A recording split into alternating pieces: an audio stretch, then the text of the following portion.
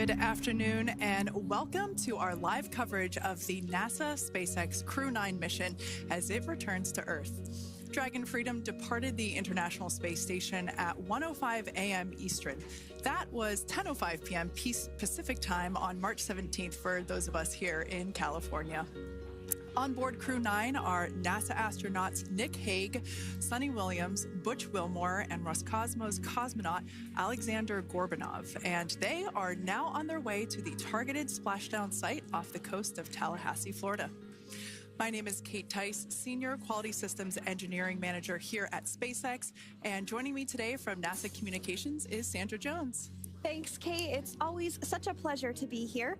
Upon departing the International Space Station, Dragon underwent a sequence of departure burns.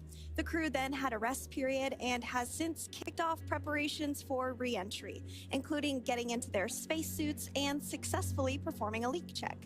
The next phase of the mission is when things will really start to amp up. Dragon has a series of steps to complete before returning Crew-9 home. That's right. First, Dragon will maneuver to the correct attitude and jettison its trunk, which is the cylindrical, unpressurized lower part of the spacecraft. The trunk is currently connected to the aft or bottom section of Dragon, where the heat shield is located. But in order to expose that heat shield and get the vehicle ready for atmospheric re-entry, we're going to jettison that trunk. From there, the spacecraft will use its forward thrusters to perform a deorbit burn, which will put Dragon on a trajectory to return to Earth. This burn will last about 7.5 minutes once it starts. The deorbit burn uses Draco thrusters on Dragon, primarily the four located on the forward bulkhead, and is executed at the apogee, or the highest point of Earth's current orbit around the Earth. This deorbit burn will alter Dragon's path to ultimately line it up to re-enter Earth's atmosphere and splash down off the coast of Florida. Splashdown today is planned for 2:57 p.m. Pacific or 5:57 p.m. Eastern. The Crew-9 mission began a little differently than usual, since Butch Wilmore and Suni Williams were already aboard the space station when Nick Hague and Aleksandr Gorbunov arrived in the Crew-9 spacecraft in September. Having arrived as the crew flight test crew for Starliner, Wilmore and Williams were fully incorporated into the space station's Expedition 72 team and began research and other work aboard the station along with the other crew members. Additionally, Williams commanded the orbiting laboratory for much of the expedition. And after a successful liftoff and separation from Falcon 9, Nick and Aleksandr made a short flight on board Dragon to the International Space Station in September. Both veterans of long-duration station missions, both Williams and Wilmore conducted spacewalks during their 9 months in space. Having had the capacity to leave the station at any point, had there been some type of emergency, the crew members began packing for their voyage home about a week ago and worked through tasks and shared lessons learned with the newly arrived Crew-10 team, who arrived just a few days ago. For return operations such as this, NASA and SpaceX closely coordinate with the United States Coast Guard to establish a safety zone to ensure public safety and for the safety of those involved in the recovery operations, as well as the crew on board the returning spacecraft. Multiple notices are issued to mariners in advance of and during recovery operations, and Coast Guard patrol boats are deployed to discourage boaters from entering the splashdown zones. Now, we do want to stress to the public the need to respect this safety zone. Recovering a spacecraft from the water is a hazardous task, and any other boats interfering increases risk to the astronauts in Dragon, the teams working to recover them from the water, and the safety of those that come too close. So, for the safety of the crew and your safety, we recommend you sit back and watch as we'll be bringing you the best possible views of our astronauts' homecoming. And they will be the best views that you can get. So, let's take a minute to meet our returning crew. U.S. Space Force Colonel Nick Hague is your Crew-9 commander. He was selected by NASA as an astronaut in 2013. This was his second spaceflight to the International Space Station and third launch overall. He spent 171 days in space with Crew-9 and has a career total of 374 days in space. During his mission, he completed a spacewalk with astronaut Suni Williams. That was his fourth spacewalk, earning him a career total of 25 hours, 56 minutes of spacewalking time. Before Crew-9, Hague previously served as a crew member of Expedition 59 and 60 back in 2019. He flew with Aleksandr Gorbunov and NASA's Christina Koch. So this is his second time sharing the space station with Gorbunov. The Kansas native is a test pilot of a distinguished graduate of the United States Air Force Academy. Nick spent 5 months in Iraq in support of Operation Iraqi Freedom. He voluntarily transferred from the United States Air Force to U.S. Space Force in 2021 and is an active colonel. His wife, Katie, is a retired U.S. Air Force colonel, and they have 2 sons. NASA astronaut Suni Williams is a mission specialist for Crew-9. This was her 3rd visit to the space station. She originally launched aboard Boeing Starliner spacecraft and arrived at the space station on June 6th. And it looks like we are beginning to get some views inside the spacecraft, overlooking the shoulders of the crew on board Dragon. We'll continue to bring you those views throughout the day and views throughout Splashdown this afternoon rather. But to jump back into a little bit more about Suni, she became an Expedition 71-72 crew member, and she logged 286 days in space on this mission. But she actually has a total of 608 days in space, the second most time in space by a U.S. astronaut. Former NASA astronaut Peggy Whitson ranks first for the U.S. with 675 days in space. She conducted 2 spacewalks and has completed 9 over the course of her career for a total of 62 hours and 6 minutes of spacewalking time. She ranks 4th on the list of cumulative time spacewalking by a female astronaut, and she has flown on 4 different spacecraft types, including the Space Shuttle, Soyuz, Starliner, and now Dragon. Previously, she served on Expedition 14 and 15 in 2006 and 2007, and again with Expedition 32 and 33 in 2012. She's a retired U.S. Navy captain and is a proud graduate of the U.S. Naval Academy. NASA astronaut Butch Wilmore is also serving as a mission specialist today. This is his 3rd spaceflight and, just like Suni, logged 286 days in space. He conducted 1 spacewalk and completed 5 over the course of his career, earning him a total spacewalking time of 21 hours, 2 minutes.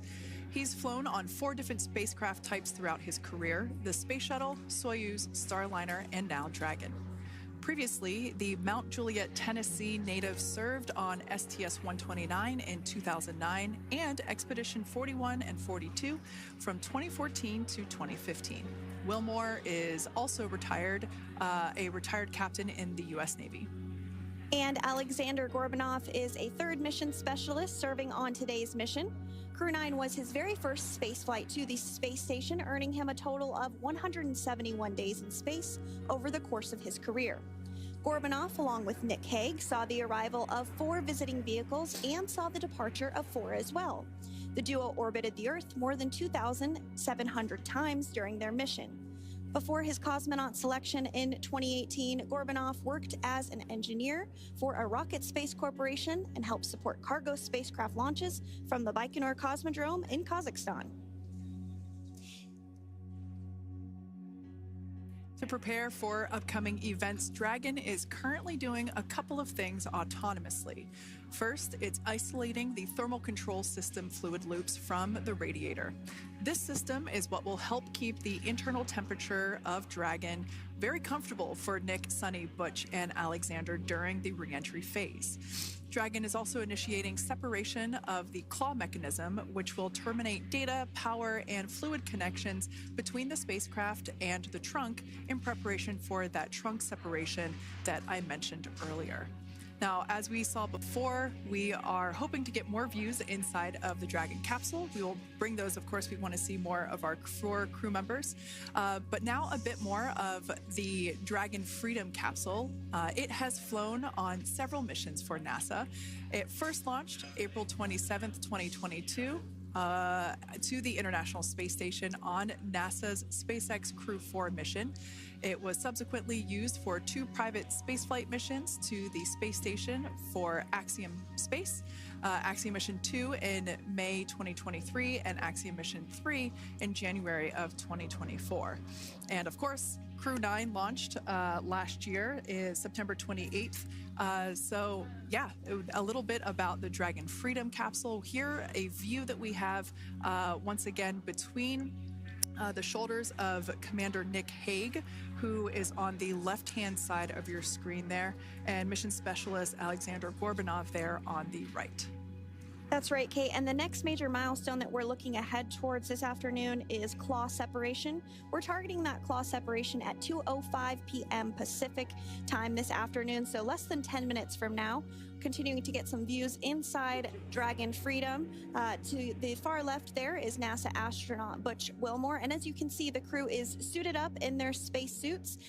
They are suited up in what we call dynamic phases of flight. So when they launch, when they dock, when they undock, when they return back for splashdown. We might hear some call-outs on the loops about putting their visors down. That will happen just prior to deorbit burn. And you'll hear us pause when some of those communications happen. That's because we want to make sure that we are relaying the best information to you all, and so that you hear it as well.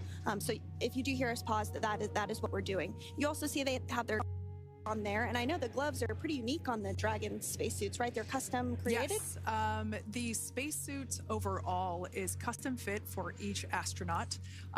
These gloves enable usage of the touchscreen panels that they have in front of them.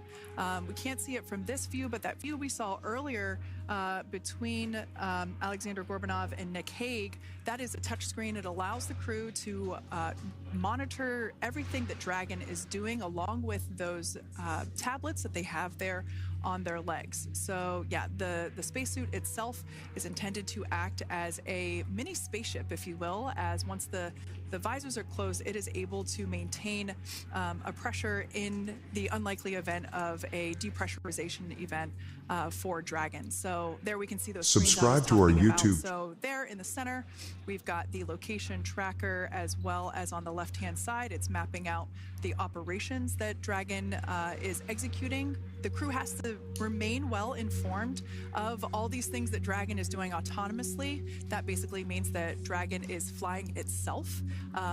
The crew has the ability to gain control of the capsule if necessary, but the capsule is essentially going to bring itself home. But of course, in order to be familiar with Freedom, SpaceX. Deorbit sequence start in 5 minutes.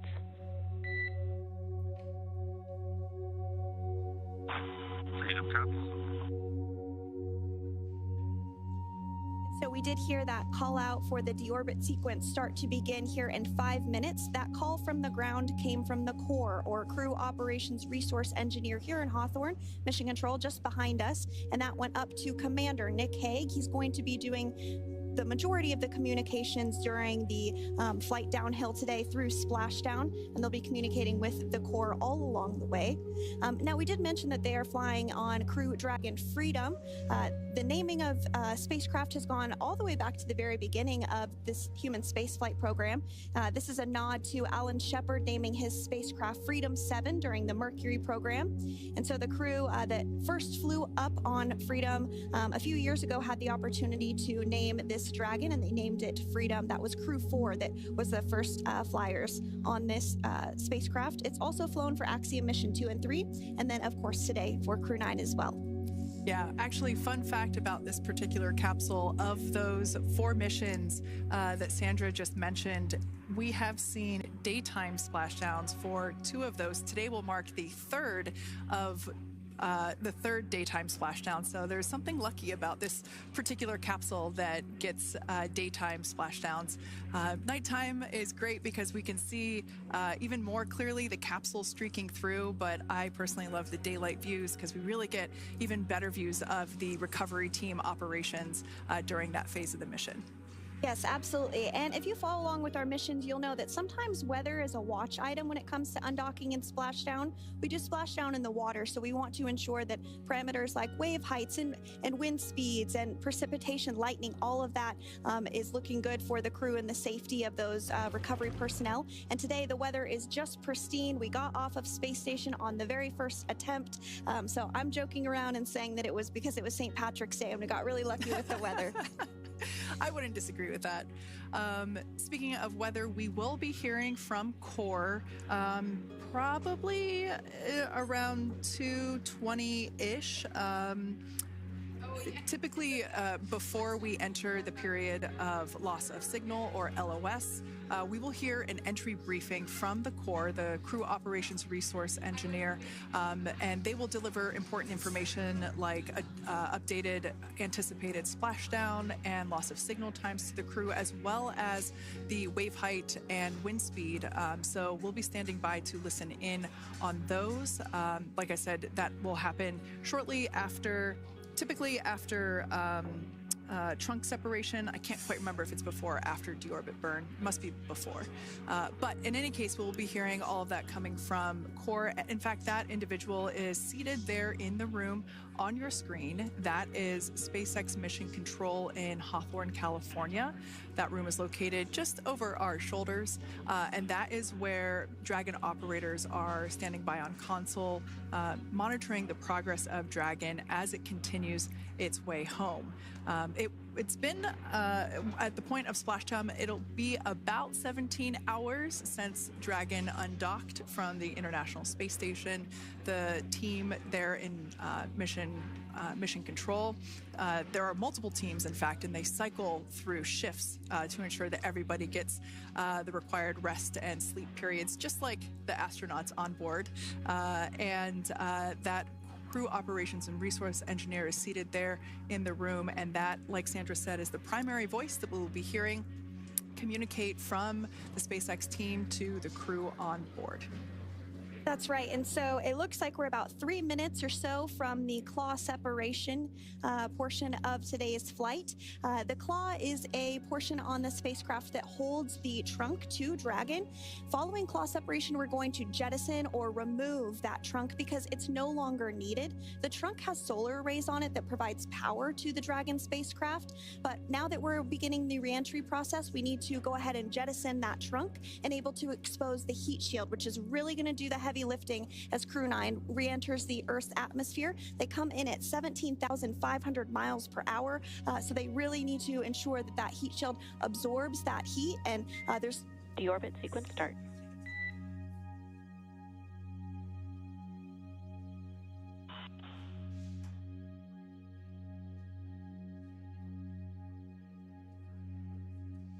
And so we did just get communications there that the deorbit sequence start has begun.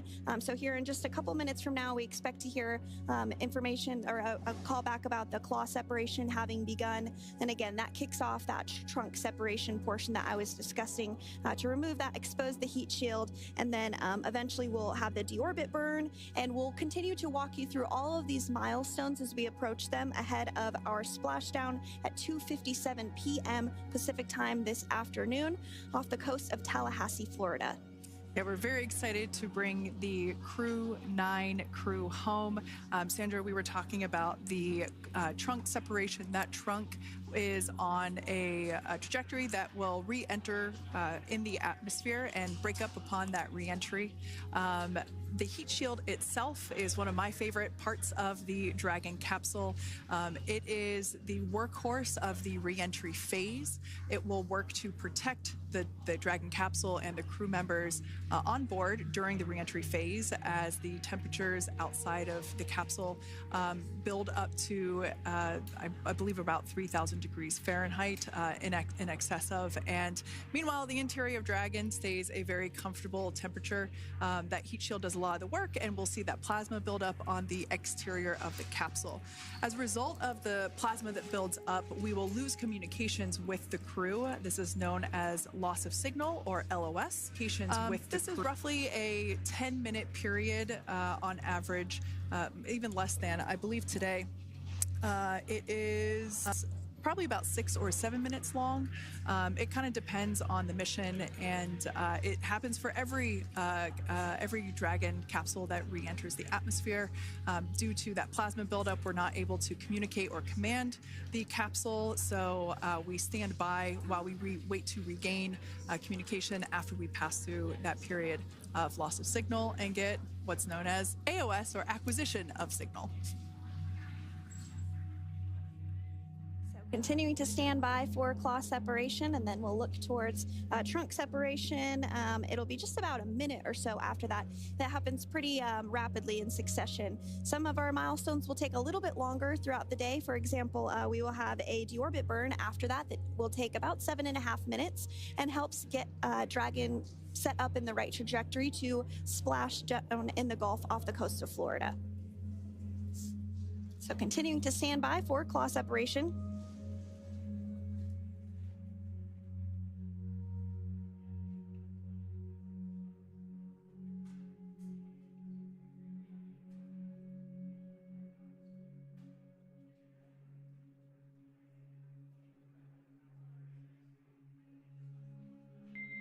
Nominal trunk jettison. All right. Freedom copies. Great news there. That trunk has been jettisoned from the Dragon capsule. So the claw was separated. That's the mechanism that connects the telemetry and power between the Dragon capsule and the trunk.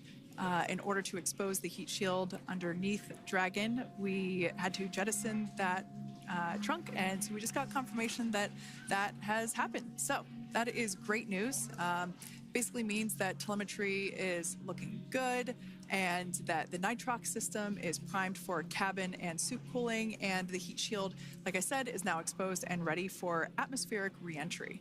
The trunk served its purpose by gathering energy from the sun through its solar cells and converting that to battery power.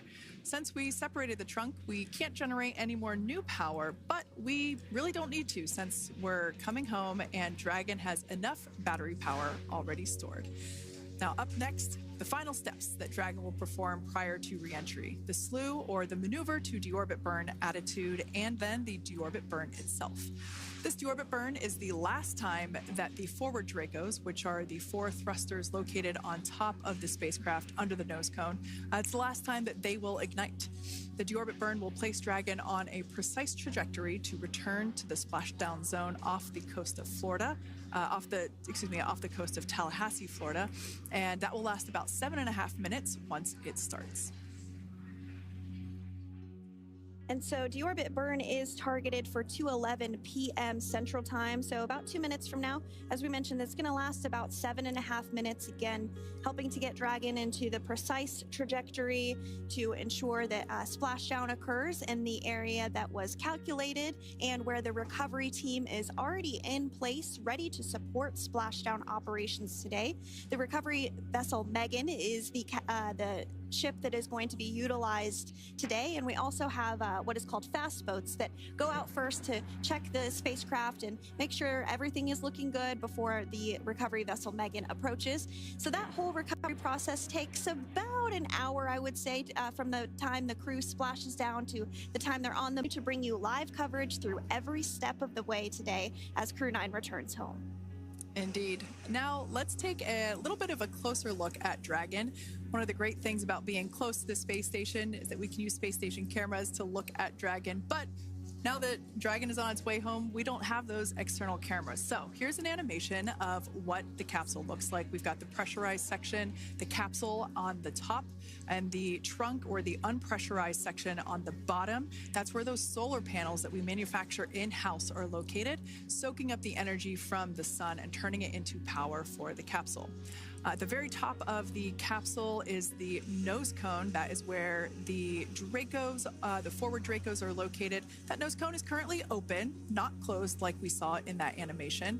Once we get through the final maneuverings for the re-entry phase, we will close the nose cone capsule just before Dragon begins its atmospheric entry to protect that forward hatch there located along with those forward Dracos.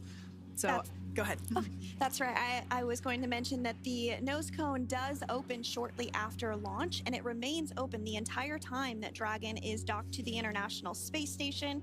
So as an example for this particular spacecraft, Freedom, since September when it docked to the International Space Station, remains open that entire time, and here shortly it will close for the very first time since September. So quick recap of what Dragon has done in recent history here. We basically began preparations for re-entry known as the deorbit sequence. So Dragon released the trunk. As we said before, we separated the claw, we released the trunk. It next will slew to the deorbit burn attitude. Slew basically meaning maneuver, so it will position itself correctly to execute that deorbit burn. We want the heat shield side to be facing forward, or first, if you will. We want that to be the leading edge of the Dragon capsule, as that heat shield is meant to basically be an ablative material for the heat that it will incur. Once we complete that deorbit burn attitude slew, we will initiate the deorbit burn itself. That will last for several minutes, expecting that to be to start here any moment now, actually, and then it will go until about 2:18 p.m. Pacific time, or 5:18 p.m. Eastern time. And I did hear confirmation that deorbit burn is underway. As we mentioned, it's about a 7.5-minute burn. So within the last 10 minutes, Dragon has jettisoned its trunk and initiated the deorbit burn just seconds ago. As mentioned earlier, for those operations, NASA and SpaceX closely coordinate with the United States Coast Guard to establish a safety zone to ensure public safety and for the safety of those involved in the recovery operations, as well as the crew on board the returning spacecraft.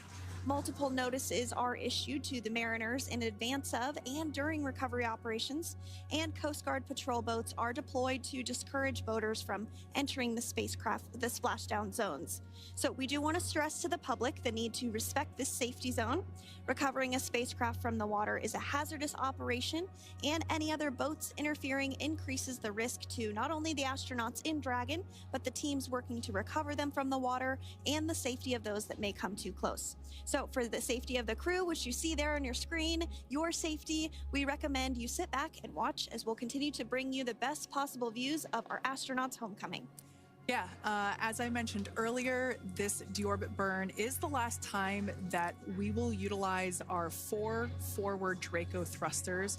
Forward basically meaning at the top of the Dragon capsule. Dragon Freedom has not yet entered the Earth's atmosphere. This deorbit burn is what will line the vehicle up and put it on its final trajectory to the landing site right off the coast of Tallahassee, Florida. So basically, it is the last burn that the Dragon spacecraft executes and is what really locks it in for that precise landing. As you can see on your screen right now, Nick, Suni, Butch, and Aleksandr are using their screens to keep tabs on the burn duration, the Draco firings, and trajectory details such as entry angle, spacecraft perigee, and how much distance remains until deorbit burn termination. As I mentioned earlier, Dragon is flying itself. So all the crew has to do is stay strapped into their seats and keep tabs on things. Although I must say, if I had one of those window seats, it would be pretty difficult to restrain myself. Now, with Nick, Suni, Butch, and Aleksandr ready to deorbit and splash down back on Earth, they will be heading to one of 8 targeted sites supported by SpaceX and NASA. All of these sites are located off the coast of Florida, either in the Gulf of America or the Atlantic Ocean. Spreading the supported sites across multiple locations helps maximize the return opportunities for this mission and future crews, lowering the chance that we'll have to wave off due to bad weather. For those of you following along, you'll know that today's splashdown marks our final Dragon recovery on the East Coast. After 6 great years of successful recovery operations off the East Coast, we'll be moving all Dragon recovery operations back to the West Coast. And as always, NASA and SpaceX jointly select our splashdown location. And for today, the prime recovery site is off the coast of Tallahassee, Florida. The selection process works with a lot of different variables, including the space station's orbital trajectory or path that it follows, what landing sites are available and have favorable weather, how much free flight capability Dragon has for the trip home, and the sleep schedules for the returning crew members, as well as, of course, the big one, the weather. We'll start with calculating daily return options based off of the space station's current orbit and Dragon's capabilities to maneuver and line up for reentry. The time from undock to landing at the primary site can vary from less than 6 hours to more than 39. Getting home the quickest comes with some obvious benefits, but we always have to make sure the crew is properly rested for dynamic operations, preventing us from scheduling 20-plus hour days for them, of course. Trajectory and ballistic experts provide the daily opportunities that would line up Dragon with the 7 landing zones and split them into what we call ascending and descending opportunities. Dragon uses its Draco thrusters after leaving station to execute a series of altitude-lowering maneuvers and to line up with the selected primary site. It can also change to different alternative sites while in a free flight if sudden weather moves in that we may need to avoid. So, as we mentioned, weather is something we're constantly looking at, making the final call to proceed about 2.5 hours before the crew undocks. So for the Crew-9 return, we looked at a number of weather items. Some of the obvious ones are no rain or a chance of lightning in the recovery zone, both for the safety of the crew inside Dragon and the recovery teams in the water. And we're also looking for wind speeds to be less than 15 feet per second or about 10 miles per hour, and relatively calm seas so that we can safely execute recovery operations, which includes landing a helicopter on the recovery ship to fly Nick, Suni, Butch, and Aleksandr back to Florida. Once Dragon began flying today, we had a number of additional checkpoints to either proceed towards the primary site, head to the alternate, or select a new zone based on real-time weather data.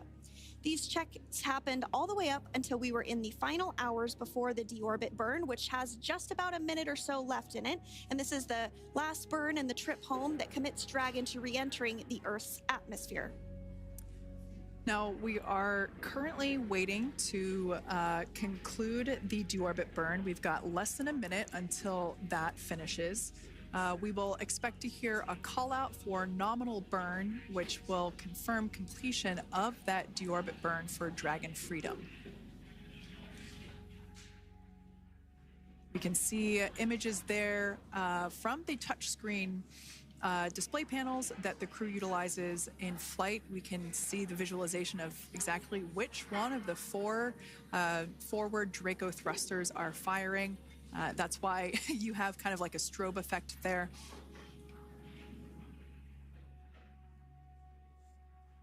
And if you're just joining us, you are looking at live views of the Dragon Freedom. On your left is Commander of Crew-9, Nick Hague. To his right is Roscosmos cosmonaut Aleksandr Gorbunov, and also in Gorbunov, that is Aleksandr Gorbunov.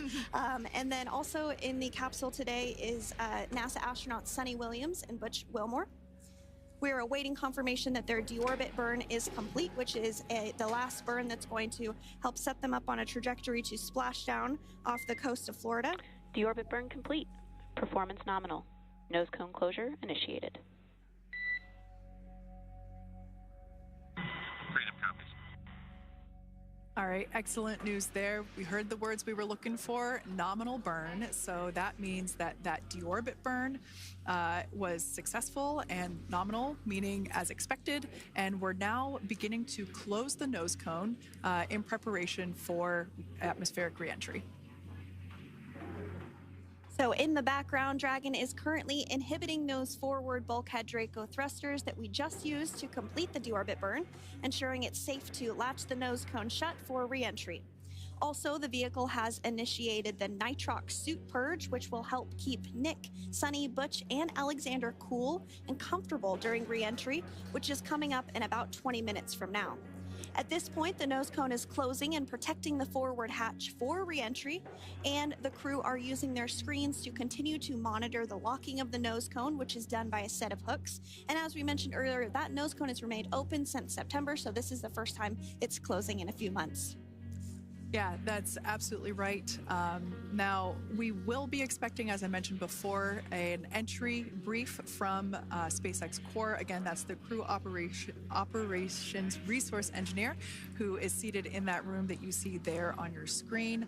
That entry brief will provide updated times for anticipated splashdown as well as the loss of signal or period of LOS. That briefing will also give us information such as wind speed and wave height at the expected splashdown location. But all in all, everything has been great today. All events have been executed on time as expected, and we are looking forward to a splashdown of the Crew-9 crew at about 5:57 p.m. Eastern Time or 2:57 p.m. Pacific Time. Between now and then, things are going to start moving quite quickly. In fact, if anything, this will have seemed like the slower part of the reentry phase. We're going to go through, like I said, that period of loss of signal, or LOS. That period is a few minutes long where we are unable to communicate or command the capsule due to the plasma that builds up on the exterior of the capsule. That period, like I said, lasts for a couple minutes.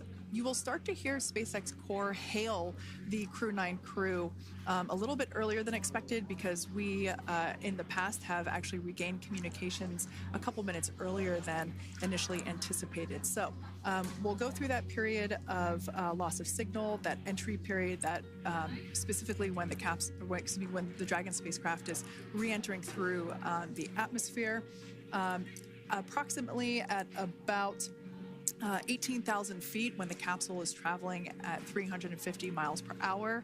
We will see our first views of parachutes for the day. It's one of my favorite moments of return sequences is when we get to see the Drogue parachutes. We'll see the Drogues come out.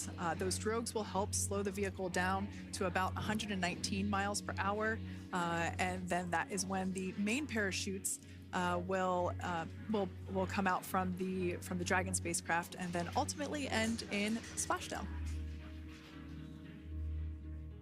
And we are hearing confirmation that the nose cone is closed and everything was nominal or as expected with that closure. So as we begin the second half of entry, Dragon is now beginning to inject cooled nitrox into the air being delivered to the spacesuits worn by Nick, Suni, Butch, and Aleksandr. Again, this is what will allow the crew to remain comfortable while external temperatures reach 3,500 degrees Fahrenheit as they re-enter the Earth's atmosphere. So the heat shield is pointing forward, leading Dragon to the landing site. Yeah. Now, speaking of the heat shield, Dragon's primary heat shield is comprised of PICA 3.0, which stands for Phenolic Impregnated Carbon Ablator. The first-gen PICA was initially developed by NASA for studying and sampling comets within our solar system. SpaceX partnered with NASA to develop PICA-X, which was the second-generation product used on all Dragon 1 cargo resupply service missions that resupplied the International Space Station on 20 missions. PICA 3.0 was developed specifically for use on Dragon 2 crew and cargo with enhanced structural and thermal capabilities that allowed the heat shield to be even more effective in the way that it utilized the ability to make that heat ablevate as it goes through the Earth's atmosphere.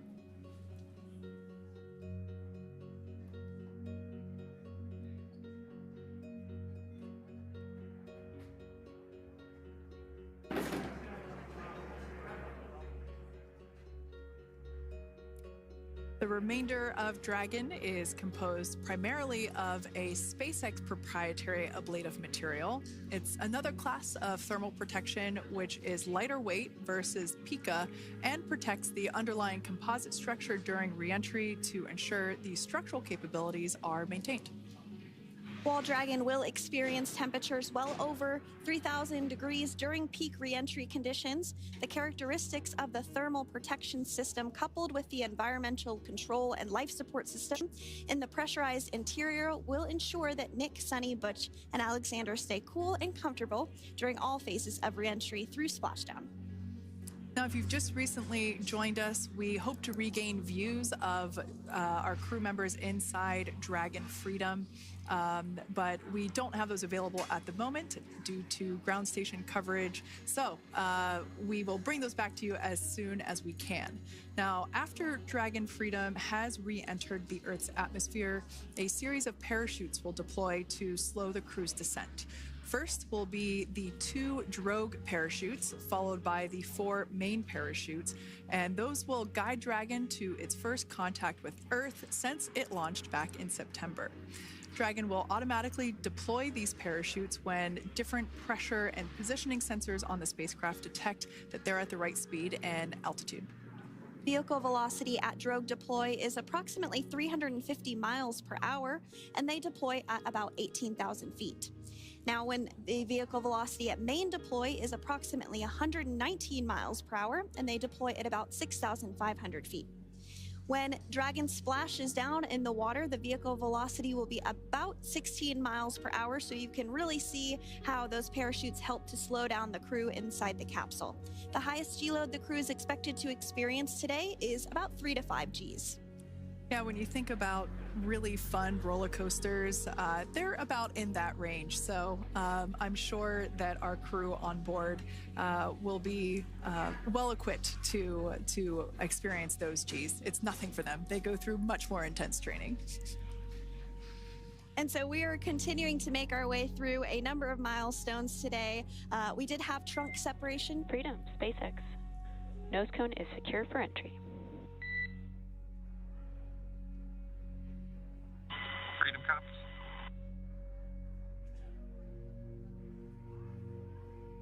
All right, great news there. That tells us that the final physical configuration change for Dragon is complete. We have closed that nose cone. This is the last physical change that Dragon undergoes prior to re-entering the Earth's atmosphere. It's important that that nose cone is completely closed because underneath it is not only where the 4 forward Draco thrusters are located, but it's also because that is where the forward hatch is located. That is the hatch that is utilized for the crew to ingress and egress from the station while it is docked on board. And since our capsules are flight proven and we reuse them on future space flights, we want to make sure that all of the integrity of that hardware remains intact. So that nose cone is successfully closed, and we're going to start moving pretty quickly here. As I mentioned before, we'll go through loss of signal. We'll get that signal back several minutes later, and then we'll see the parachute action. Yep, and then that's all ahead of Splashdown off the coast of Florida. We're targeting Tallahassee as our splashdown zone today at 2:57 p.m. Pacific time this afternoon. Now, you did mention the call to the crew. They'll do some additional calculations following that burn and potentially let us know if that splashdown time has changed at all. But right now, we are continuing to target 2:57 p.m. And you can see there on your screen a path of where Dragon will be re-entering today. So if you are in the southern tip of Mexico, you might have the opportunity to see Dragon. Because it's a daytime splashdown, you probably won't have too great of views, but potentially you'll have the opportunity to get a glimpse of it there. Once again, Dragon operators, they're monitoring the progress of Dragon through this re-entry phase. That is SpaceX Mission Control, located here in Hawthorne, California. That is also where the crew operations and resource engineer is seated. That person is the voice that we have heard multiple times and will continue to hear as the primary point of contact to the crew on board Dragon Freedom. We will also hear the voice of Commander Nick Hague. Basically, after we hear the Corps communicate something, we will hear Nick Hague indicate that they copy, that they heard the message well, some sort of recognition that the message was received. And if you joined us yesterday for our coverage during the undocking, we were communicating through something that's called a big loop. We do that when we're in integrated operations with the International Freedom, SpaceX for entry sequence. Report when ready to copy.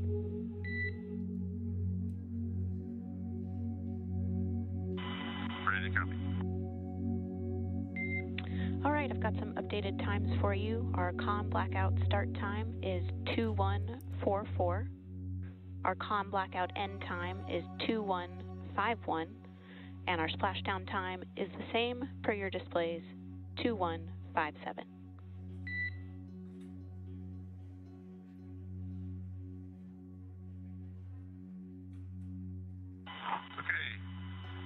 Understand, com blackout, start 2144, stop 2151, splashdown per display. That's a good readback. And with that, please report when tablets are secured behind the elastic bands, restraints are tight, and visors are down.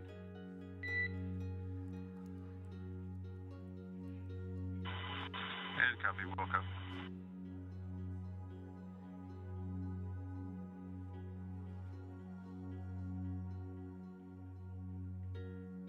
And with that communication from the Corps or Crew Operations Resource Engineer here in Hawthorne to Commander Nick Hague of Crew Dragon Freedom, we did hear that the loss of signal period is still at 2:44 p.m. Pacific, but we had a 1-minute adjustment to the acquisition of signal. That's going to now be at 2:51 p.m. Pacific time. However, our splashdown time remains the same at 2:57 p.m. Pacific time this afternoon off the coast of Tallahassee, Florida.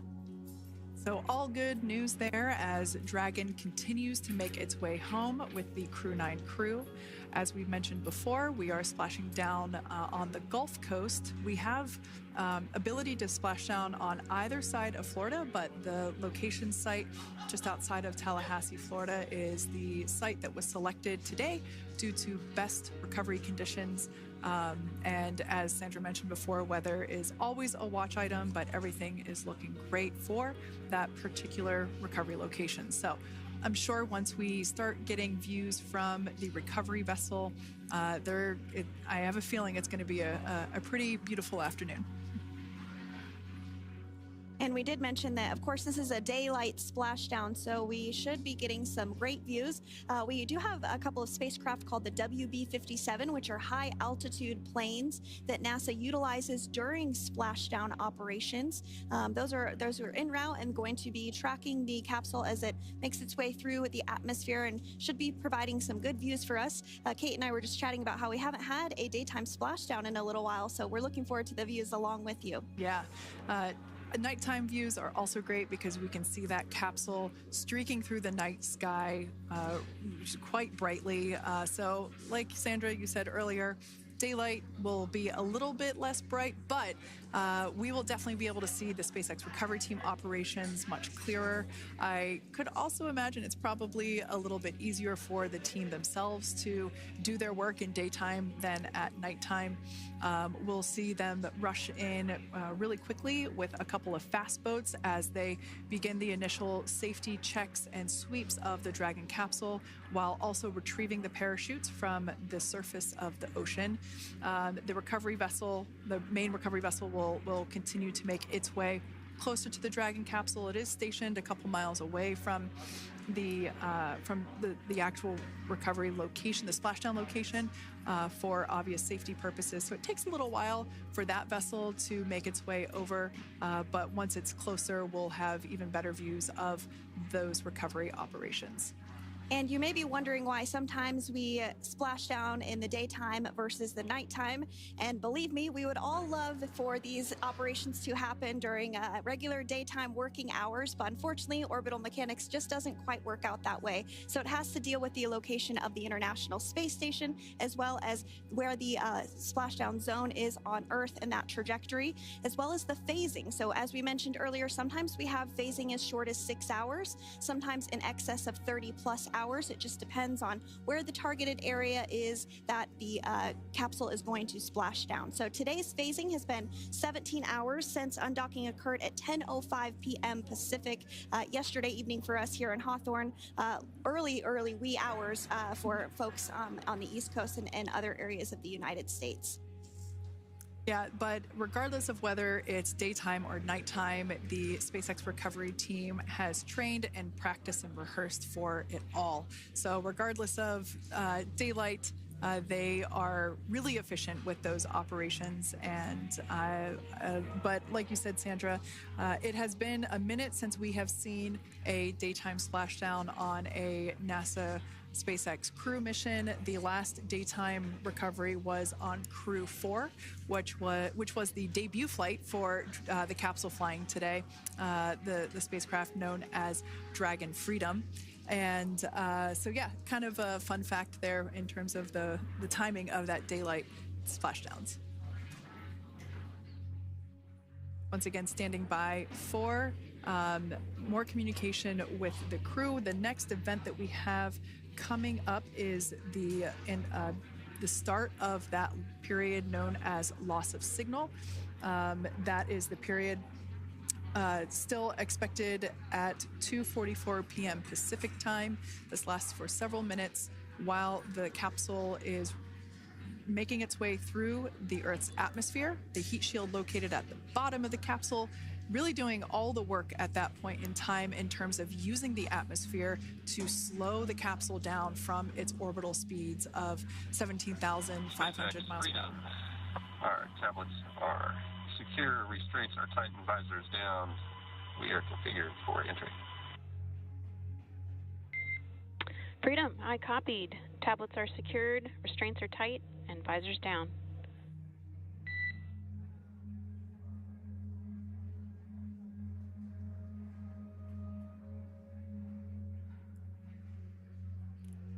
All right, great news there in terms of continuing to make progress. That back and forth communication we heard was just letting Core know that per their instructions, Crew-9 has now put away everything that was necessary in order to begin the re-entry, including those tablets that were located on their legs. Those are now stowed away. They've tightened that safety harness that we see there, and the visors are now down. So with all that being said, let's take a minute to meet our returning crew. U.S. Space Force Colonel Nick Hague is your Crew-9 commander. He was selected by NASA as an astronaut in 2013. This was his second spaceflight to the International Space Station and third launch overall. He spent 171 days in space with Crew-9 and has a career total of 374 days in space. During his mission, he completed a spacewalk with astronaut Suni Williams. That was his fourth spacewalk, earning him a career total of 25 hours, 56 minutes of spacewalking time. Before Crew-9, Hague previously served as a crew member of Expedition 59 and 60 back in 2019. He flew with Aleksandr Ovchinin and NASA's Christina Cook. So this is his second time sharing the space station with Ovchinin. The Kansas native is a test pilot and distinguished graduate of the United States Air Force Academy. Nick spent 5 months in Iraq in support of Operation Iraqi Freedom. He voluntarily transferred from the United States Air Force to U.S. Space Force in 2021 and is an active colonel. His wife, Katie, is a retired U.S. Air Force colonel, and they have 2 sons. NASA astronaut Suni Williams is a mission specialist for Crew-9. This was her third visit to the International Space Station. She originally launched aboard Boeing Starliner spacecraft and arrived at the space station on June 6th.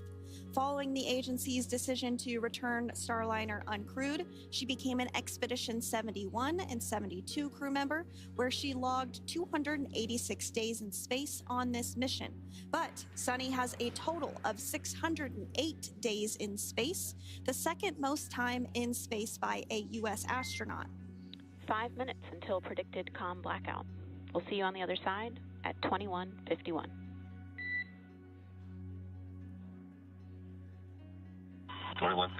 Talk to you soon.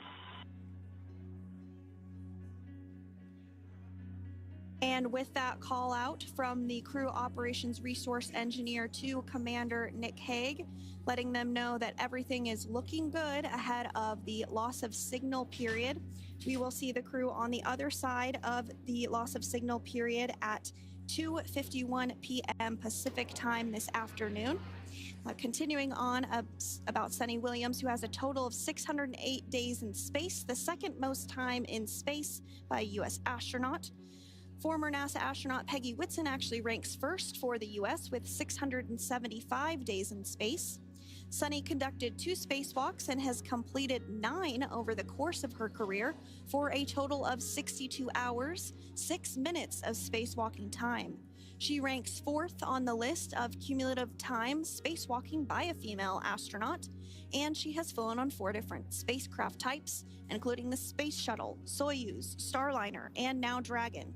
Previously, she served on Expedition 14 and 15 in 2006 and 2007, and again with Expedition 32 and 33 in 2012. She's a retired U.S. Navy captain and is a proud graduate of the U.S. Naval Academy and was the first astronaut to run a marathon in space. Pretty awesome stuff. Now, NASA astronaut Butch Wilmore is also serving as a mission specialist today. This is his third spaceflight and, just like Suni, logged 286 days in space. He conducted one spacewalk and completed 5 over the course of his career, earning him a total spacewalking time of 21 hours and 2 minutes. He's flown on 4 different spacecraft types throughout his career: the Space Shuttle, Soyuz, Starliner, and now Dragon. Previously, the Mount Juliet, Tennessee native served on STS-129 in 2009 and Expedition 41 and 42 from 2014 to 2015. Wilmore is also a retired captain in the U.S. Navy. Next up is Aleksandr Gorbunov, who is the third mission specialist serving on today's mission. Crew-9 was his first space flight to the space station, earning him a total of 171 days in space over the course of his career. Gorbunov, along with Nick Hague, saw the arrival of 4 visiting vehicles and saw the departure of 4 as well. The duo orbited the Earth more than 2,700 times since September. Before his cosmonaut selection in 2018, Gorbunov worked as an engineer for a rocket space corporation and helped support cargo spacecraft launches from the Baikonur Cosmodrome in Kazakhstan.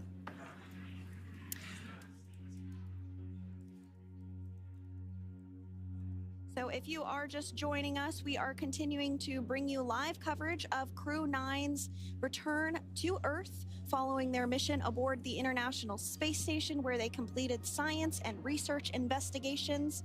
We are targeting splashdown off the coast of Florida at 2:57 p.m. Pacific time.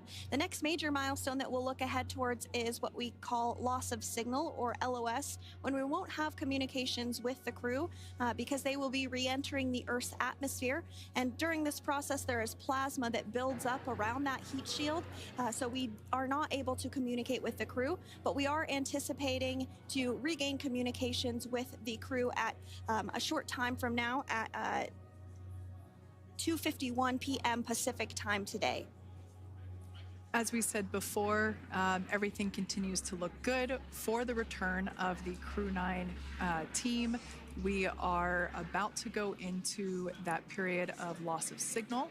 Once we get views of the crew inside the capsule, once again, we will be sure to bring those to you. But that period of time is when plasma is building up on the exterior of the capsule, generating heat in excess of 3,500 degrees Fahrenheit. So we are unable to communicate or command the spacecraft at that time.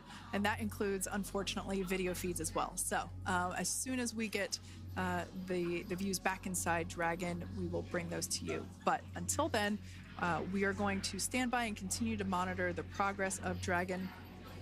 Like Sandra just said, we are anticipating the blackout period to begin at 2:51 p.m. Pacific time, 5:51 p.m. Eastern time.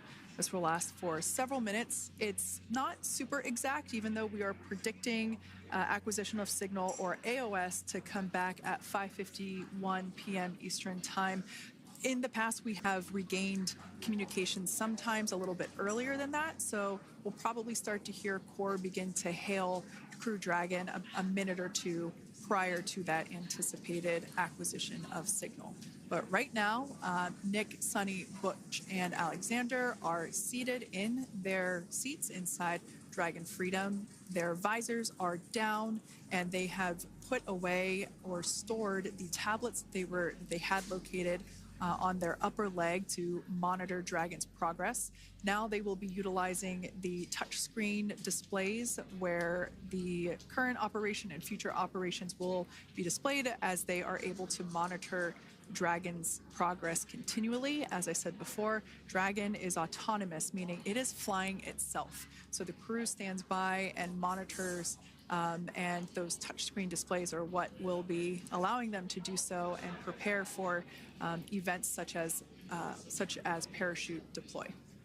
And while on board the International Space Station, Nick, Suni, Butch, and Aleksandr contributed to over 900 hours of science and research investigations, which is really the key purpose of the International Space Station. Now, the International Space Station is celebrating a major milestone this year where they will be celebrating 25 years of continuous human presence in November. So if you're younger than 25 years, you've never known a day where there hasn't been a human living and working aboard the International Space Station, contributing to key science and research investigations that impact our lives here on Earth. There's research being done on Parkinson's, on osteoporosis, on cancer research, and a variety of other studies. Additionally, the microgravity laboratory provides a jumping off point for us as we venture back to the moon and onto Mars through longer duration space flights. One such example that the crew worked on during this mission was an alternative exercise device. In microgravity, the crew has to exercise for about 2 hours a day because they're not having the effects of gravity on their body. So to prevent bone and muscle loss, we counteract that with 2 hours of exercise per day. On board the International Space Station, they have 3 ways in which they can exercise. They have a bike, they have a treadmill, and they have a similar to a weightlifting machine that counteracts the microgravity environment.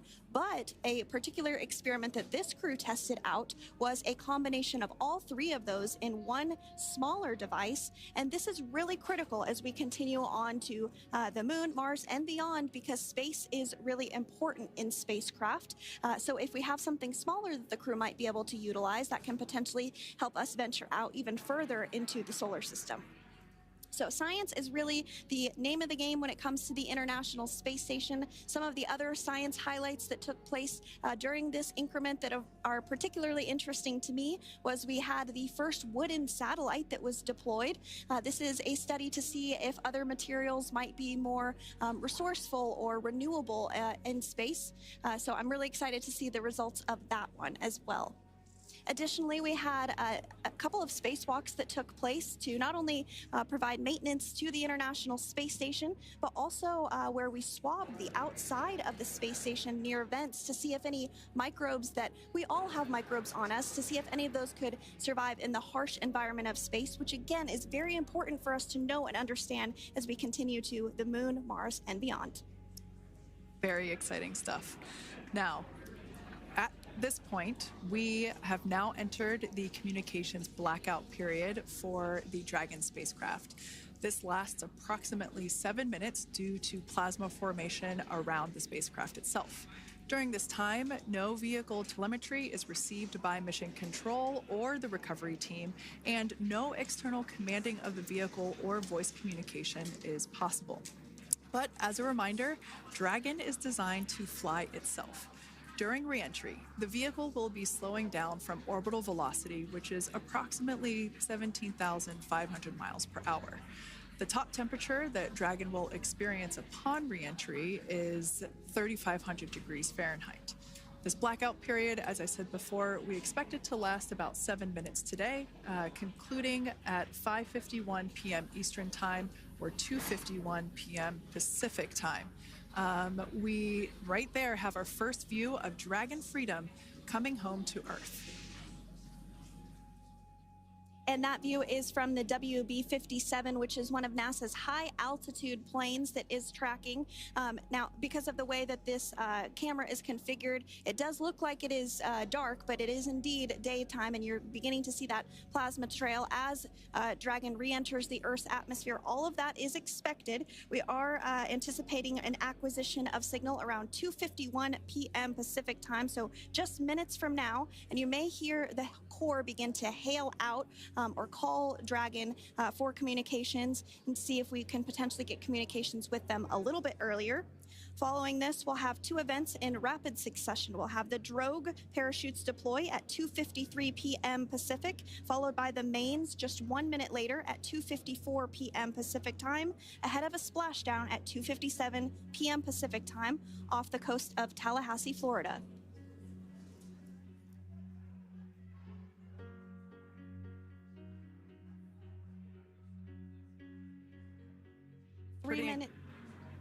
Pretty incredible views of the Dragon spacecraft making its way home back to planet Earth with the Crew-9 astronauts on board.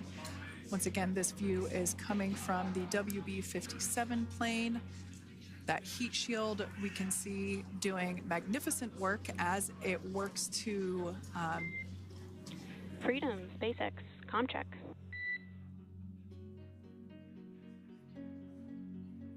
All right, we're going to start hearing the SpaceX Crew Operations Resource Engineer. SpaceX Freedom is with you. 4.16. Enjoying the ride. Copy that, Freedom. Great news there from Commander Nick Hague reporting back. We see a healthy flight computer. Expect automated chute deployment. Freedom copies. Like we said before, things moving very quickly as Dragon Freedom makes its way home. Next event coming up will be deployment of the Drogue parachutes. This occurs around 18,000 feet. GPS has converged. Expect nominal altitude for Drogue chute deployment.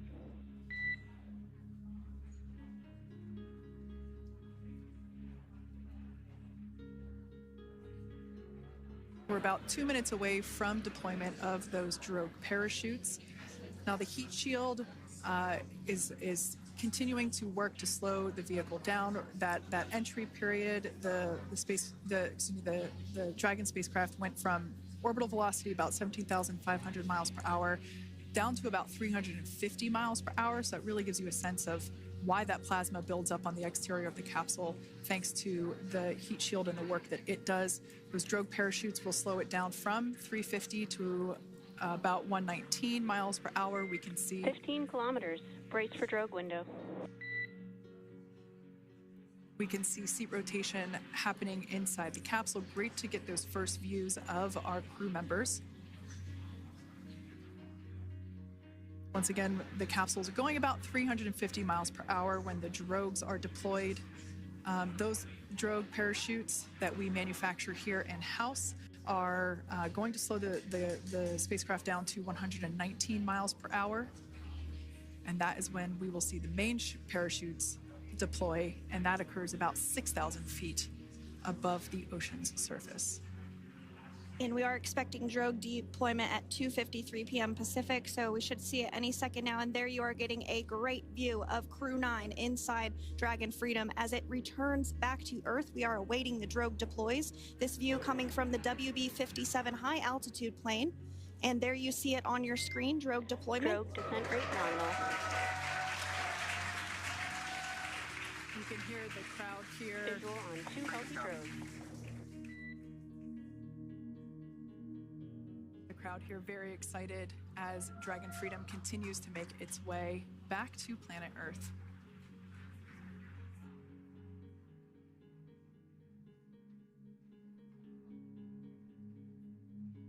Next up, we'll stand by for the main deployment of the parachutes. The mains are quite a bit larger. You'll be able to notice the difference on your screen once they deploy, and they continue to ensure that the Dragon spacecraft slows down even further. As we mentioned, Freedom will be traveling 16 miles per hour when it splashes down off the coast of Tallahassee, Florida, here at 2:57 p.m. Pacific time this afternoon. And there we go. We have visual on 4 healthy mains. That view was from inside. Freedom copy.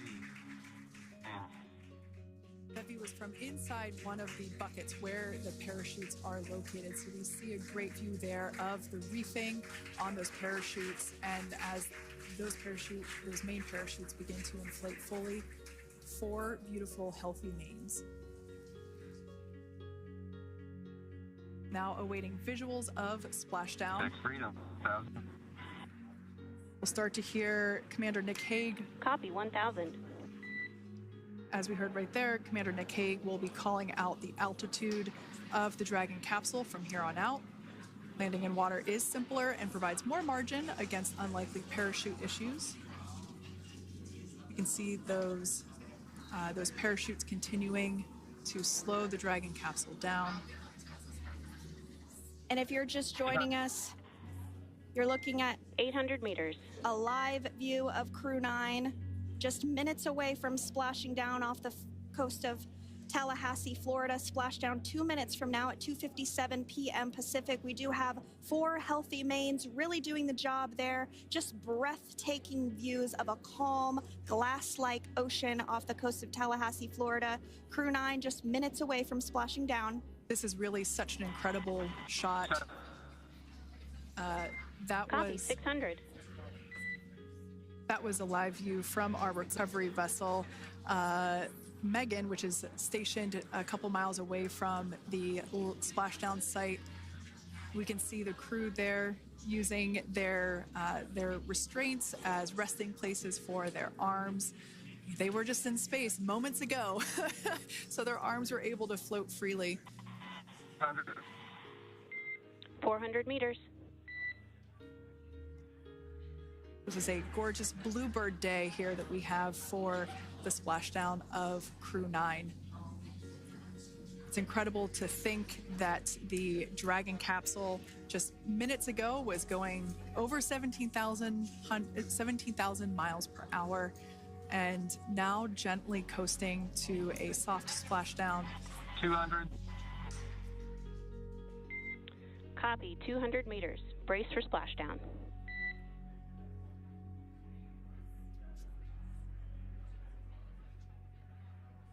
As you can see there on your screen, continuing to monitor progress of the Dragon spacecraft. And we're going to stand by for splashdown located in the Gulf of America off the coast of Tallahassee, Florida.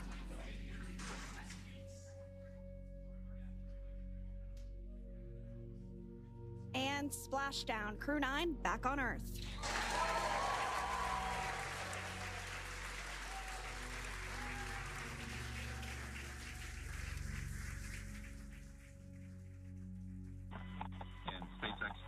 Splashdown.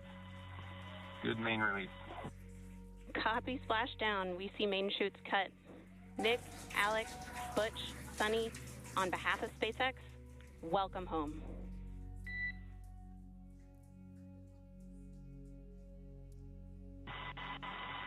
It is an amazing, what a ride. I see a capsule full of grins ear to ear.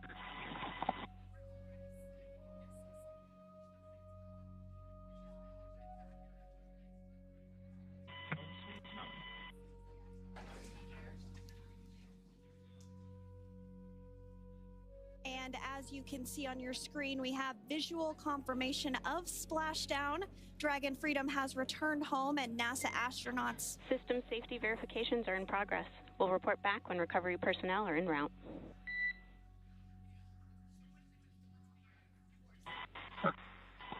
Understand. And, we're in section 2, 4.800 landing response. And looking for your word on if it is necessary.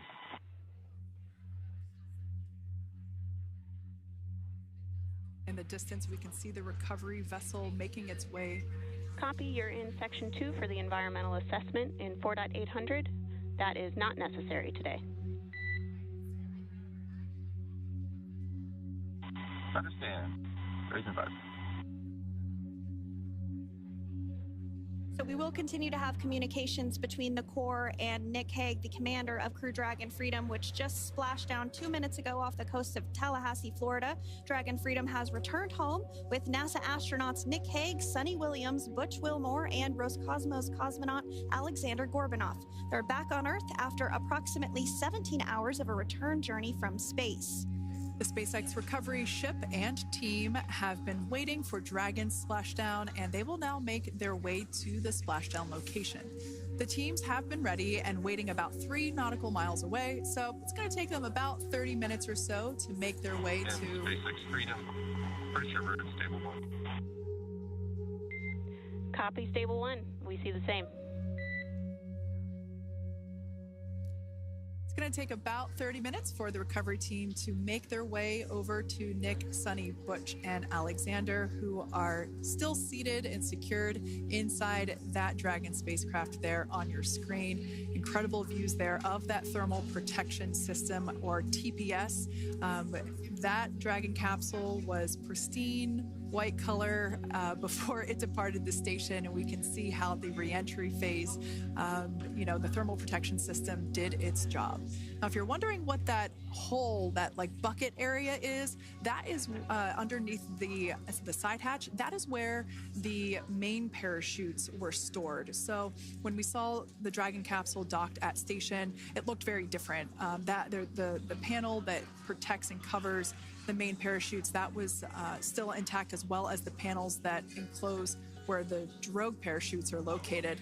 We can see those fast boats. SpaceX is go for recovery personnel to approach. Expect personnel alongside in the next few minutes. Freedom copies. We can see those fast boats. We weren't kidding when we said they were fast. While it does take about 30 minutes for the main recovery vessel to make its way over to the capsule, these fast boats will be doing a couple of things simultaneously. A couple of them are going to be working to retrieve the parachutes that you see in the background there of this drone shot. Those parachutes will be retrieved from the ocean surface. We want to make sure we are able to pull those out. The recovery vessel there closest to the spacecraft is going to be performing some safety checks. We can see there they're using an instrument that is basically working to detect if there are any hypergolic vapors or fumes that are still residing in and or around the Draco thruster nozzles or outlets. The hypergolic fuel, which is necessary for on-orbit burns to maneuver the spacecraft. Unfortunately, those hypergolics are unable to be breathed. They are toxic, and so this team here is doing those initial safety checks to make sure that it is safe for the rest of the recovery team to approach the spacecraft. They're also checking to make sure that any residuals from the pyros are safe and are not going to cause any issues. We can see the team working their way around the spacecraft to do these basically these sniff tests on all of those Draco thrusters. And as we continue to await the recovery of our Dragon spacecraft with NASA astronauts Nick Hague, Suni Williams, Butch Wilmore, and Roscosmos cosmonaut Aleksandr Gorbunov inside, Dragon has autonomously completed several steps to safe itself following splashdown. We are continuing to see Dragon in what is known as Stable 1 configuration. That's kind of the ideal configuration following splashdown. It's upright, and the Dragon capsule is in the right configuration for it to be hoisted into the recovery vessel Megan, which you do see a little ways off in your screen approaching. Dragon will continue to remain live on air with you through that recovery process, all the way through the point where the crew is extracted from the Dragon spacecraft. Now, if you are just joining us, the mission has gone smoothly so far. Dragon successfully splashed down off the coast of Tallahassee, Florida at 2:57 p.m. Pacific, 5:57 p.m. Eastern Time this afternoon. Approximately 17 hours prior to splashdown, Dragon autonomously undocked from the International Space Station, completed a series of departure burns, jettisoned its trunk section, and performed its final burn, the deorbit burn. This placed the Dragon spacecraft on a trajectory toward Tallahassee, Florida.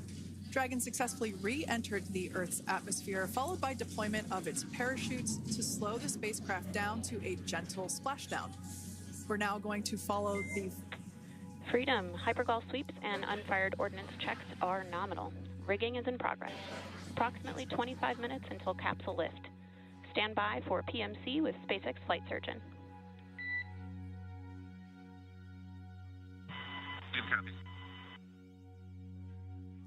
And so what we did just hear there was communications that those hypergol checks were complete. They didn't find any of that upon those checks, so we'll continue to move through the timeline.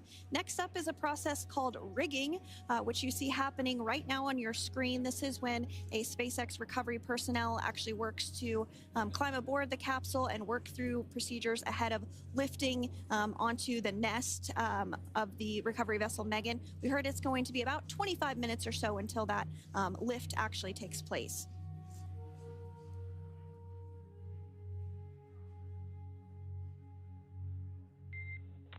Okay, Freedom, the next call will be from the SpaceX flight surgeon on Dragon to Ground Private. Understand. Thank you. Callouts there indicating that the crew will have the opportunity to do a quick check-in with the SpaceX flight surgeon. This is standard procedure for every Dragon spacecraft when it returns to Earth. It's just an initial check-in, make sure everybody is doing okay. They will also have another check-in with the flight surgeon once they are on board that recovery vessel that you see there in the background. We can now see that SpaceX recovery team member they're on top of the Dragon spacecraft. They are going to be working to install plugs in the Draco thrusters to ensure that none of those and to ensure that no more hypergolic fumes or vapors come out from the spacecraft. They'll also place harnessing around the spacecraft that are required in order to lift it out of the water. Go ahead, Sandra. Continuing to get some views of the recovery personnel, both the main recovery vessel Megan, as well as some of those fast boats that we've discussed previously. It looks like just a beautiful day there out off the coast of Tallahassee, Florida. Weather was pristine. We were able to get undocked from the International Space Station as expected at 10:05 p.m. Pacific time yesterday evening, and Crew Dragon has since completed steps ahead of its splashdown at 2:57 p.m. Pacific, and we're now stepping through procedures to get Dragon hoisted up onto the Megan recovery vessel and get the crew extracted out of the spacecraft.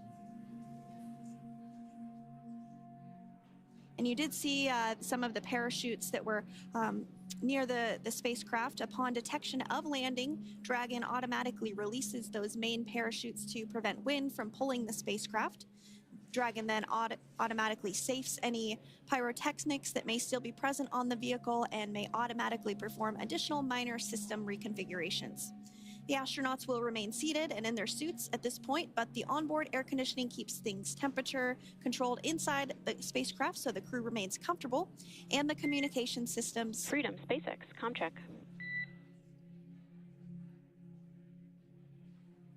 SpaceX, this is Freedom. We have loud and clear. Copy that, Freedom. Have you loud and clear as well, and Dragon to Ground is no longer private. Understand, thank you. As we saw there on the screen, we have a couple of fast boats in the recovery fleet that have quickly moved into the splashdown location. They are being followed by one of the main recovery vessels, which will move into position upwind of the spacecraft. The two fast boats have very specific roles. Excuse me. The first approach is focused on immediate safety inspection, as we saw. They do this for spacecraft integrity and checking for any presence of those hypergolic propellant vapors. And this ensures that it is safe for the recovery vessel to approach Dragon. Once Dragon is cleared for full approach, as we heard is the case today, the team begins rigging the spacecraft for water recovery by the recovery ship.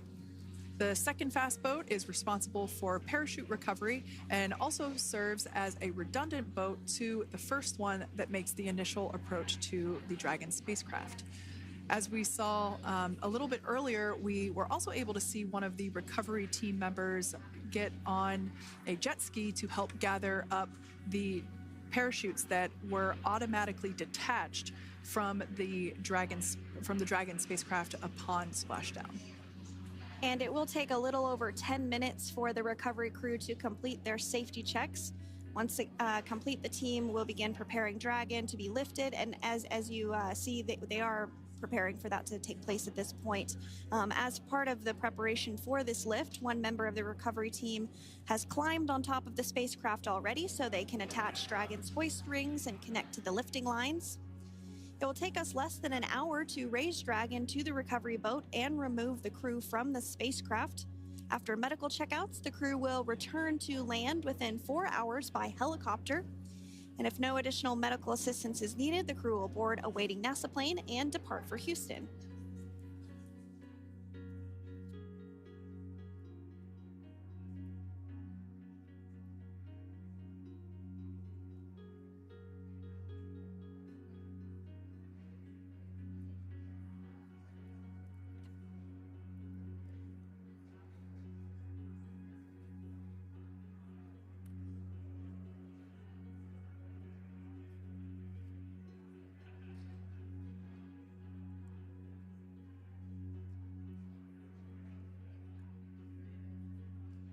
And as we continue to await Dragon to be hoisted up onto the ship, we have a very special treat.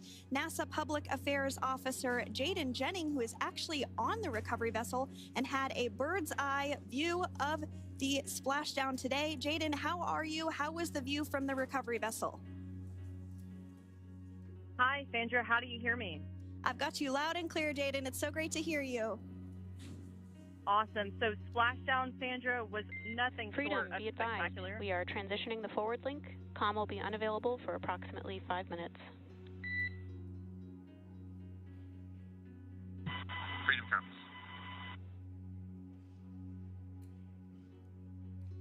Thanks so much, Jaden. We did just have some communications letting us know that we'll have about a 5-minute period where we won't be able to hear from the crew. So please go ahead, tell us, how was the view from the recovery vessel? Absolutely. Yeah, I was mentioning earlier, Splashdown was nothing short of spectacular. And we were stationed about 1.5 nautical miles away from the splashdown zone and had great visuals here on the recovery vessel Megan. We actually saw a little of the smoke trail as the spacecraft was coming in, and then moments later we spotted those drogue chutes, and this was quickly followed by 4 healthy white and orange main parachutes. We then tracked Dragon all the way down as it slowly propelled into the ocean. And I think I speak for all of us on the ship when I say a new core memory was made today, and we are looking forward to having Crew-9 on board with us a little later. Jaden, that is amazing. Now, obviously, we are watching it here on camera, and the landing conditions look pretty good, but how was it from your perspective? What is the sea state out there? Absolutely. Absolutely. So we've had optimal conditions for Splashdown, and today it is sunny and 63 degrees outside right now with clear skies, light winds, and calm seas. The sea looks absolutely beautiful right now, and light blue with the sun reflecting from it. And Kay, I think the crew's going to like what they feel weather-wise on this picture-perfect day for Splashdown off the coast of Tallahassee. Thanks so much, Jaden. It certainly looks like a beautiful day. Can you tell us a little bit about the journey of the recovery forces to get to this point? Sure. So one unique aspect of this recovery was the onboard training on station conducted for Butch and Suni to ensure they were ready to return on a Dragon spacecraft. That training covered all aspects of their return, including nominal and contingency departures, deorbit burns, splashdown, and post-landing ops, which is what this team is preparing for now. As for the recovery teams themselves, we started the day taking a series of helicopters out to the vessel. And as standard, the recovery director and crew support teams were on that first helicopter out and took the time to get everything prepared on the ship. About 2 hours before splashdown, they deployed those fast boats and jet skis into the water. I was actually on the second helicopter out, and we were on the vessel about an hour and a half before splashdown and landed on top of the helicopter pad on the Megan. And the teams have been working diligently across their respective disciplines this week, executing what can only be described, in my point of view, as a logistical masterpiece, just ensuring every detail has been in place for Crew-9's return. That is such great news. I'm so glad that you're able there to experience it in person. Now, can you tell us a little bit about what's next to retrieve the crew for the recovery personnel on board? Yeah, Kate. So coming up next, Dragon will be hoisted into the on-deck translation system, or the nest, at the aft end of the ship, and then will be translated pretty quickly towards that egress platform. We'll perform another series of safety checks as final precautionary measures just to make sure there are no hypergolic vapors present before opening that side hatch. And then once that side hatch of the spacecraft is open, the crew will be assisted out of the capsule one by one from NASA and SpaceX. Freedom, SpaceX, ComCheck. Freedom's got you loud and clear. Thanks, Nick. I've got you loud and clear as well. We have completed our forward link transition.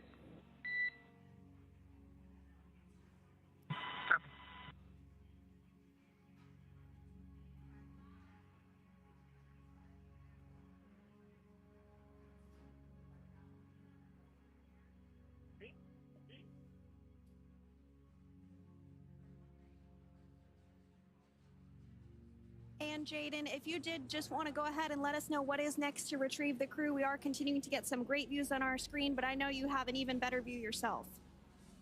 Oh, yeah, Sandra, this view is absolutely unbeatable. So just to kind of finish off what I was saying is once that side hatch of the spacecraft is open, that crew will be assisted out of the capsule one by one from NASA and SpaceX medical personnel, where they will then head to the med bay. And after those medical checks, they will get on that first helicopter out and arrive at the airport, where they will then board a NASA plane and then head back to Houston, Texas at the Johnson Space Center to begin their post-flight period.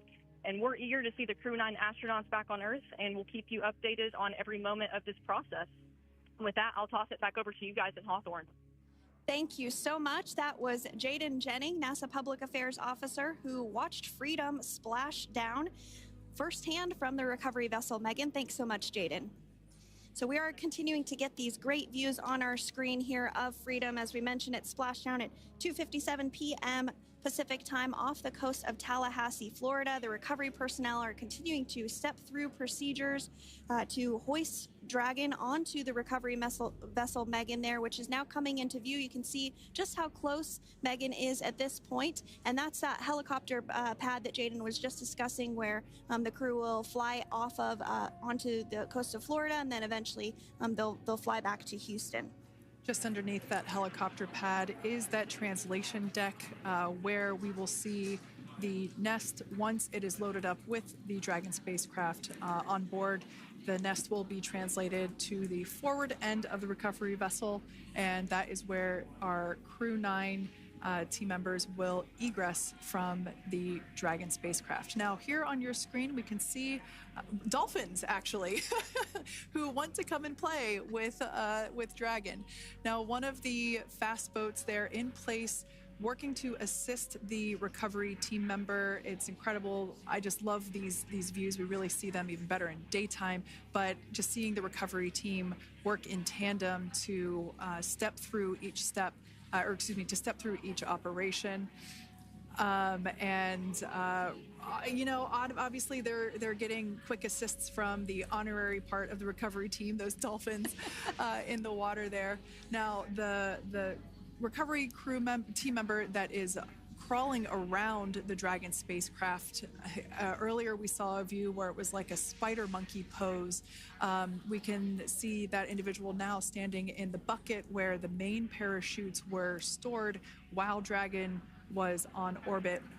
Obviously, those main parachutes were utilized for splashdown today. They were deployed and cut from the Dragon capsule, and one of the fast boats one of the other fast boats of the recovery team working to pull those out of the water. Now, the recovery team member that is there working on top of the Dragon capsule. Earlier, we saw that person performing safety checks. Now we can see some harnessing being placed around the capsule. This harnessing is what will be used to lift the Dragon capsule out of the water and onto the recovery vessel. Wow, we got a cute little pod of dolphins. It wasn't just one or two. I mean, that water just looks beautiful. We had ideal splashdown parameters today. Obviously, wave height, ne'er a concern. The weather is beautiful, as Jaden mentioned, in the 60s, sunny. Looking forward to seeing Crew-9 exit the capsule here shortly once they get hoisted onto the recovery vessel Megan. We can see that recovery vessel slowly but surely closing the distance there between, oh, dolphin cam back again. We can see that the Dragon capsule and the recovery vessel, that distance is closing. Again, this is just one more step as we continue to work recovery operations for Dragon Freedom, and we anticipate the lift of the Dragon capsule to occur here in just a few minutes.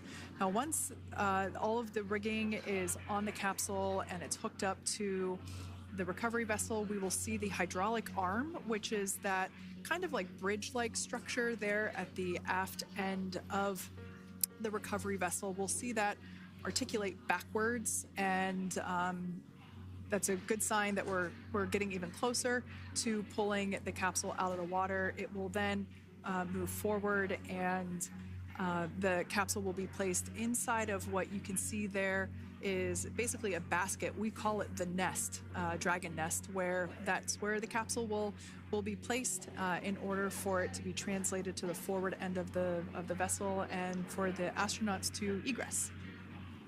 And before that does take place, we'll have potentially views of the rigger go ahead and jump off of the spacecraft there.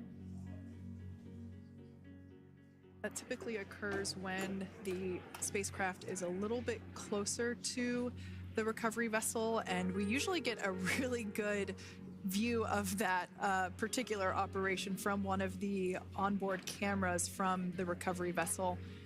That is an operation that I have a lot of respect and admiration for, that individual that does that.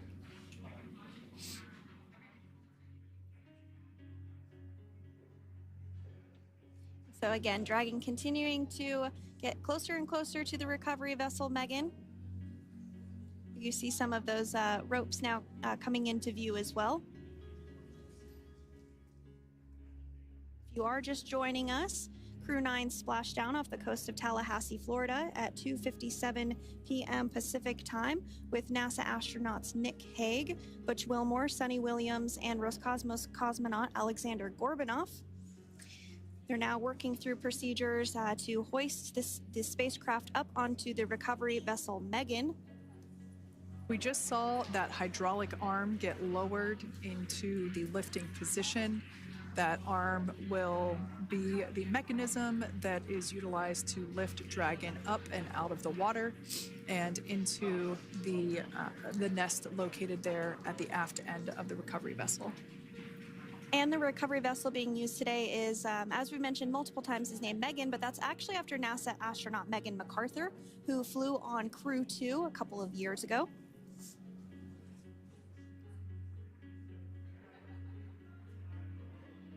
We're getting some views now from actually inside the boat. Yeah, you're exactly right. This view is straight down the recovery vessel. That platform that was closest to the camera, that is the egress platform. Freedom, rigging is almost complete. Approximately 5 minutes until capsule lift. Great news there from SpaceX Core. So about 5 minutes left until we see Dragon Freedom get lifted out of the water. That hydraulic arm, as I said before, is the mechanism that will lift it. It's quite swift, actually, the whole process of getting the spacecraft. Brace for capsule lift. Bracing. There it goes, Dragon Freedom being lifted out of the water and onto our recovery vessel, Megan.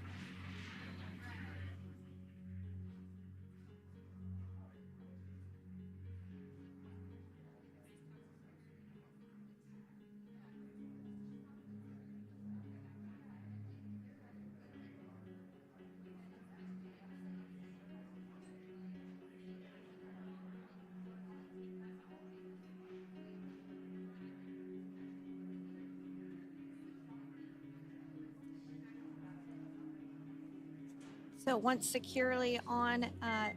Welcome aboard the recovery vessel. Recovery personnel are completing final checks and stand by for translation to the egress platform. Freedom copies. Great news there, letting us know that Dragon Freedom has been successfully recovered from the water's surface. If you've just joined us, we had an on-time splashdown at 5:57 p.m. Eastern Time, and we can now see that the water recovery operations are continuing to progress. The nest where the Dragon spacecraft is located is going to get moved forward. This will happen after one of the recovery crew members does some checks, and we'll also see some hosing. Obviously, the spacecraft splashed down in salt water. Salt water is corrosive, and we want to try and rinse out as much of the salt water as possible to reduce that corrosion on the metallic structures. So we can see some guidance there being provided, really steering the spacecraft properly into the Dragon's nest. And it's been 30 minutes since Dragon splashed down, and as you can see there, the spacecraft is already on board the recovery vessel Megan. Things continuing to move very smoothly today throughout the entire operations from the deorbit burn up until this point as well. And Freedom, it looks like the positioning wasn't quite right, so they are working on repositioning the capsule in the nest now. Okay, copy that. Thanks. And with that, the team is just going to adjust the Dragon spacecraft a bit so that it's in the right position ahead of translating up a little bit closer ahead of the side hatch. So the team is now going to step through the procedures to ensure that that takes place. While Dragon does fly itself autonomously, it clearly is unable to park itself autonomously. We want to make sure that the Dragon capsule is properly seated there in that nest.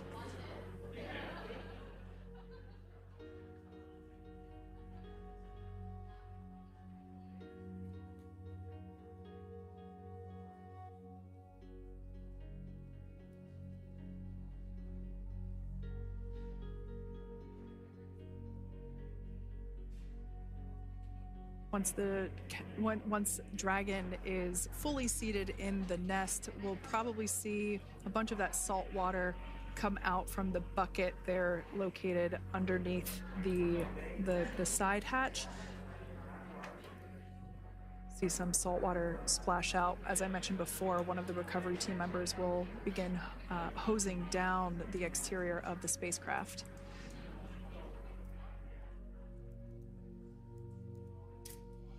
So you are continuing to get some great live views on your screen of Crew-9, which includes NASA astronauts Nick Hague, Suni Williams, Butch Wilmore, and Roscosmos cosmonaut Aleksandr Gorbunov, who splashed down off the coast of Tallahassee, Florida, 2:57 p.m. Pacific time this afternoon.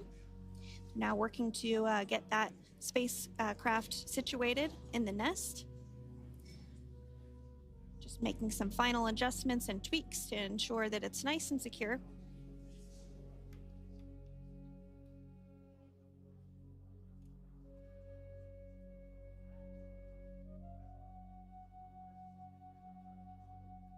Once the spacecraft is seated and secured and oriented correctly in the nest, Dragon will be moved into the hangar located underneath that helipad that we saw earlier from the aerial views during recovery. All right, Freedom, looks like you are settled into the nest now. Team is working through hypergol sweeps. Copy all.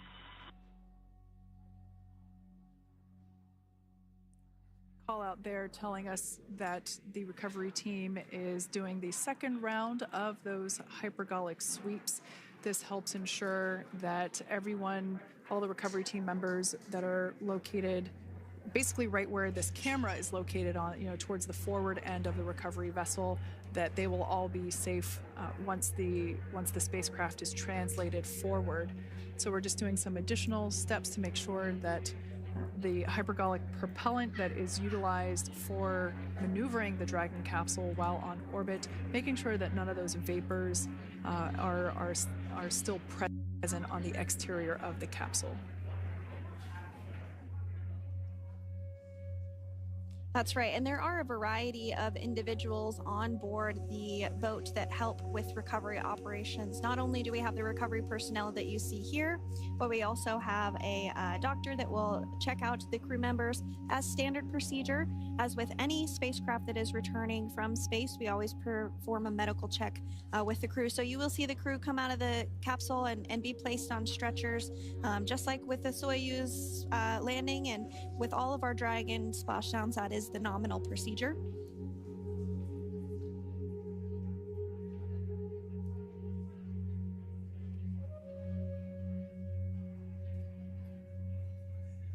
We'll stand by to see Dragon Freedom translate or scooch up a little bit closer to the camera angle that we're seeing right here. And then teams will step through procedures to get that side hatch opened. You see it right in the dead of center of your screen there. It's kind of that rectangular shape. It has not been opened since since Crew-9, which include Nick Hague and Aleksandr Gorbunov, launched back in September from the Kennedy Space Center in Florida. So that will be the very first time that hatch is opened. Once docked to the International Space Station, crew enter through the top hatch, which was where the nose cone is now closed. That's the hatch that they actually utilize to go ahead and get inside the International Space Station.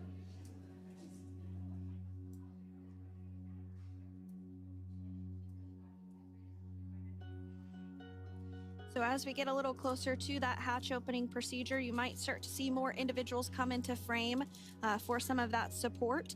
The ship has a maximum capacity of a little over 40 people on board, and it takes a variety of different roles, as we've discussed, to support.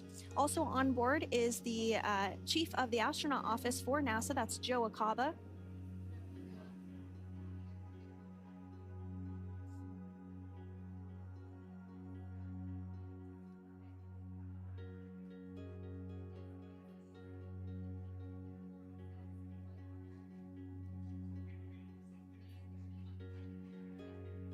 Now, while we are standing by for translation of the Dragon spacecraft to the platform there, the recovery platform that we see in the foreground, it is important to note that Nick, Suni, Butch, and Aleksandr will be getting assistance from the recovery teams while exiting the spacecraft.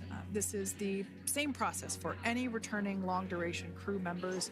As you could imagine, returning to a gravity environment can wreak havoc on our vestibular system, which is responsible for maintaining balance and motion. Of course, safety is our #1 priority with this operation, so we'll see the crew members helped out of the spacecraft one by one, and they will be assisted the few feet to the medical quarters aboard the boat. And on board Dragon are 3 veterans space flyers. That includes Nick Hague, the commander, as well as Butch Wilmore and Suni Williams. Aleksandr Gorbunov is completing his very first space flight on this mission, and he completed 171 days in space along with Nick Hague.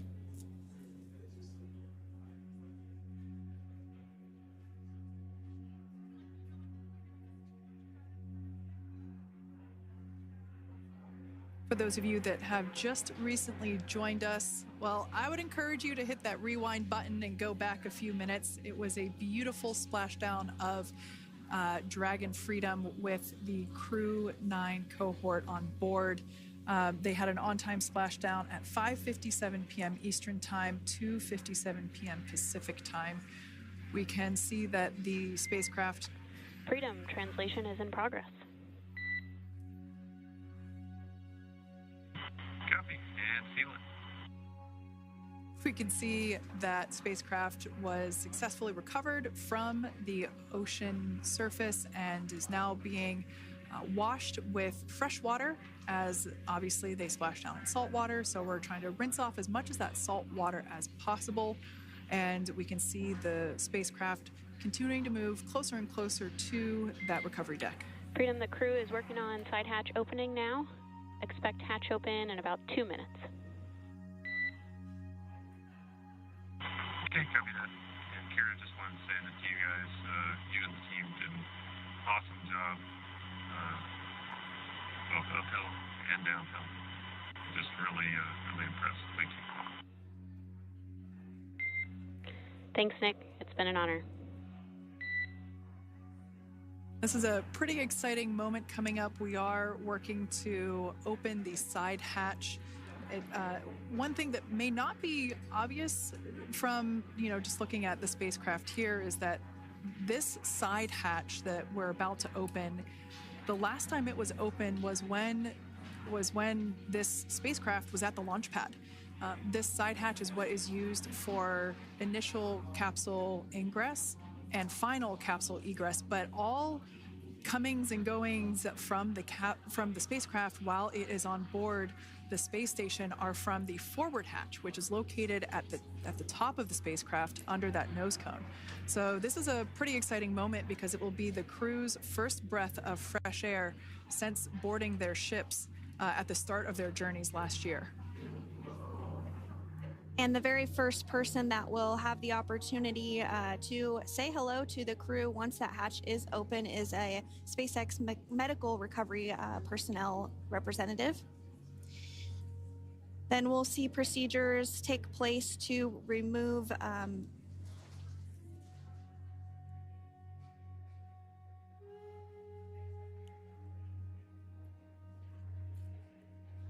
the footrests of Dragon. That will just help the recovery personnel get a little bit more room to access the crew and help get them out of the spacecraft.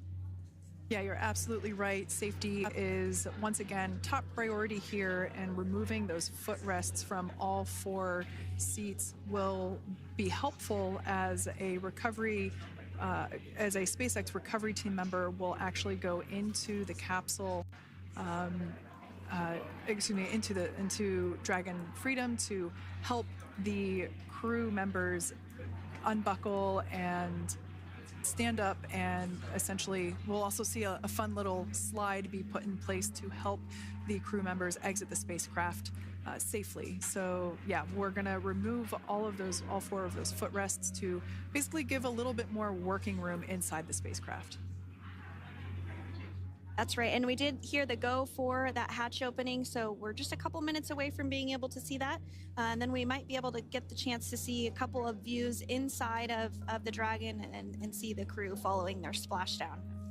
Now, opening that side hatch isn't quite like opening, the door to your car. We have to depress the seal around the side hatch, as well as, we'll now see them open that side hatch up.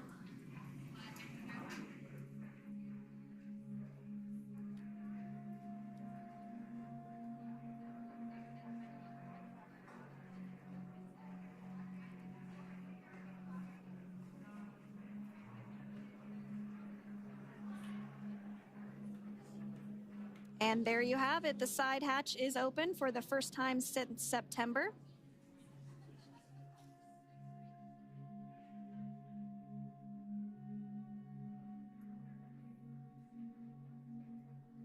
We can see some of the protective equipment there that was brought into frame that will help protect the edge of the side hatch, one from any potential damage. Oh, we can see the recovery crew member there taking photos of the side hatch seal. This is part of the standard operation for recovery.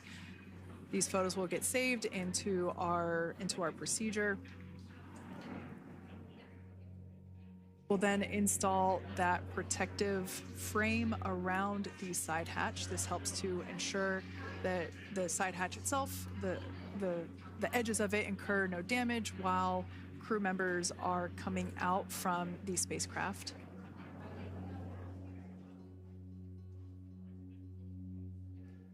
If you missed it, there was also a recovery team member that went inside. So there are now 5 people on board the Dragon spacecraft.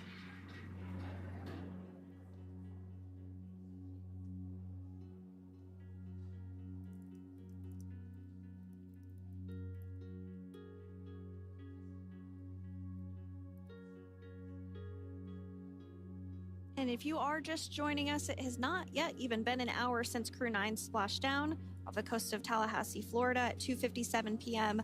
Pacific time. The crew is now on board the recovery vessel Megan, and the hatch is open. The next major milestone that we'll see is when the crew will actually egress or exit the spacecraft. But before that, they'll continue to, the recovery personnel rather, will continue to install that protective area around the hatch and then remove the footrests. So we're a couple minutes away from seeing the crew egress, but not too long away.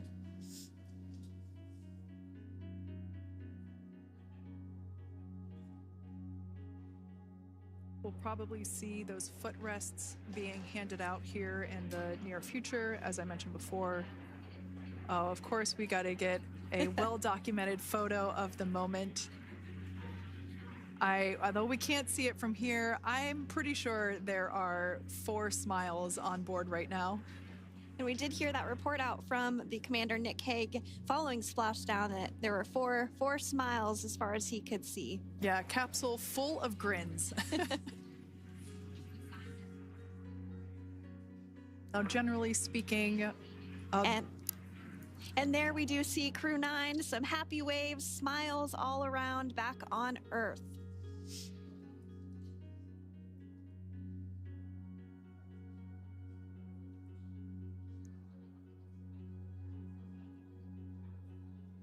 Generally speaking, we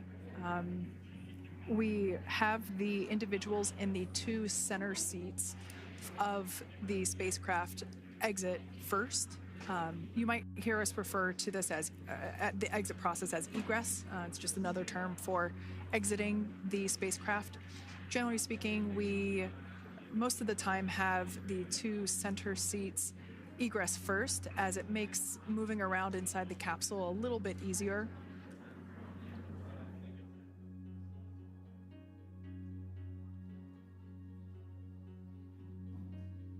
We can see the tablets that were previously located on the upper leg of the crew members. We can see those being handed out to the recovery team. Those were taken off prior to the entry phase, to spacecraft reentry. Those had to be stored and secured prior to dynamic operations.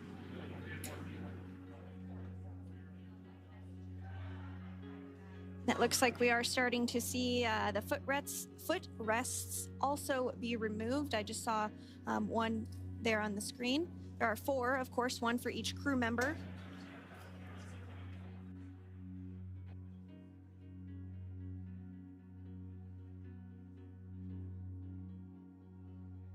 Those footrests are made out of carbon fiber and are actually sized appropriately for each crew member, as everybody has different measurements and different leg lengths. Same goes for the armrests and the bucket length of each seat. We size those appropriately for the crew members and to ensure their comfort and safety. I believe we just saw the little ramp that is used to help slide the crew members out from inside the spacecraft. And once the crew does exit Dragon Freedom, they will be placed on to a stretcher to go to a medical bay for medical checkouts. This is standard procedure for all Dragon spacecraft flights that Splashdown crewed, as well as for our Soyuz spacecraft that land in Kazakhstan.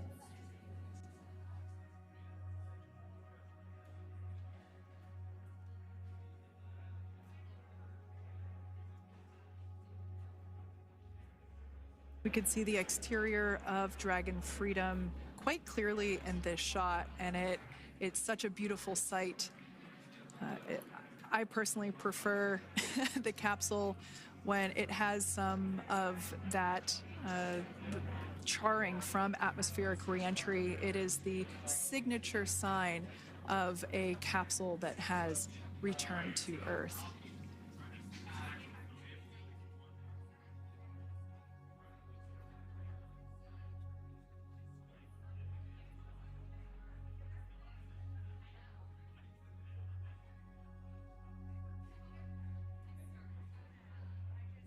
Continuing to stand by for our first crew member to egress or exit Crew Dragon Freedom following their splashdown at 2:57 p.m. Pacific time.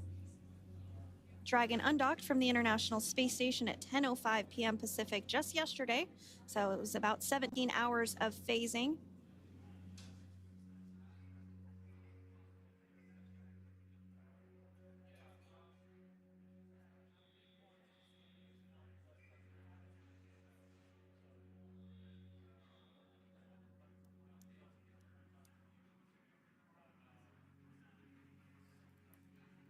And while on board the International Space Station, Crew-9 contributed to 900 hours of science, over 150 research experiments and investigations, making great use of the microgravity lab of the International Space Station, which celebrates 25 years of continuous human presence this November.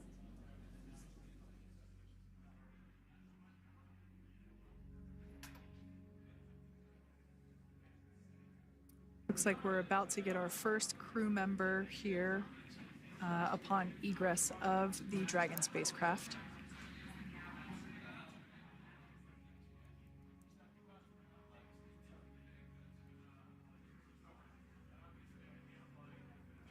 So we are standing by for that egress.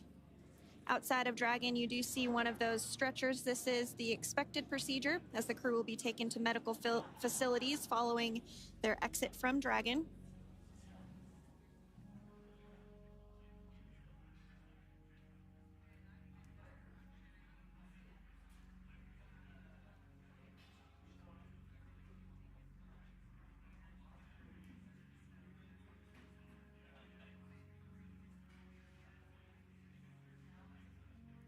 We can see folks on board clapping as our first crew member. And that is NASA astronaut Nick Hague, commander of Crew-9, now out of Crew Dragon Freedom. Some smiles, thumbs up, and a wave. Can't get any better than that. Yeah, that is one happy camper, that's for sure. As we said before, it is standard procedure for all of our long-duration crew members to receive assistance upon egressing from the spacecraft. We basically help them move off of the recovery deck and into the private medical quarters for their initial consultation with the SpaceX flight surgeon. So we'll see that take place for all 4 of our crew members today.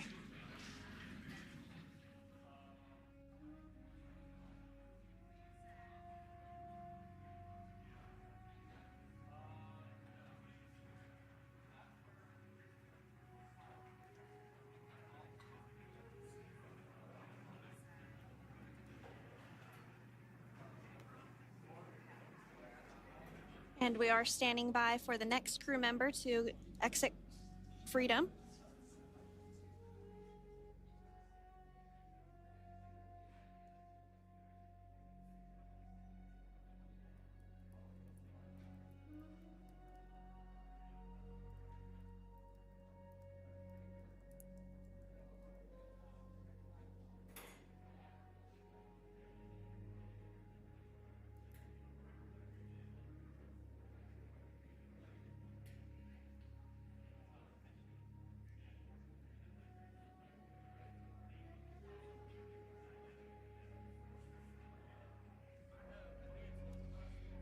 Next up out of the capsule, we expect Roscosmos cosmonaut Aleksandr Gorbunov. His first space flight. Spent 171 days in space alongside NASA astronaut Nick Hague. Looks like we're getting some cheers and clapping on board as Aleksandr is slid down the little ramp and placed into the mobility aid. Once again, big smile.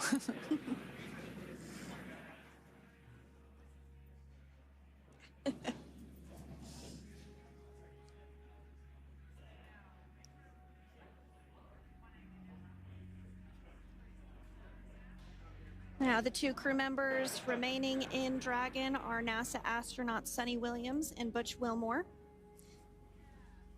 They completed 286 days in space. One of the remaining footrests being removed from the Dragon spacecraft.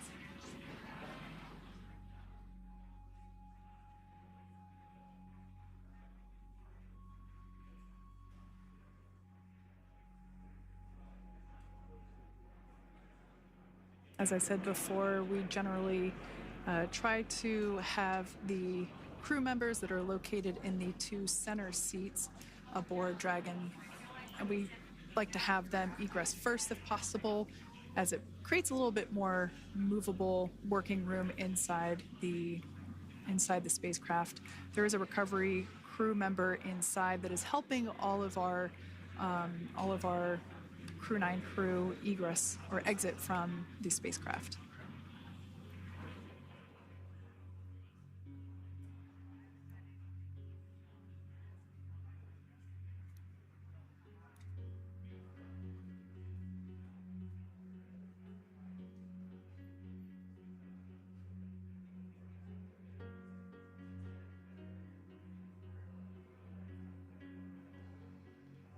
We are standing by for the next crew member to egress or exit Crew Dragon Freedom following the splashdown not even an hour ago at 2:57 p.m. Pacific time.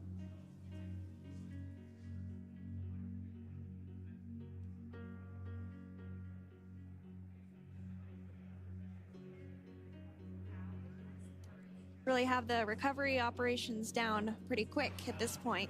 Yeah, it's pretty incredible to think that, just 5 years ago when we were doing the initial demonstration missions of the Dragon for Crew Dragon, that now we're under about 30 minutes for, to retrieve the spacecraft from the water, and just several minutes here while it's been on board, and to get everyone, really to get that side hatch open.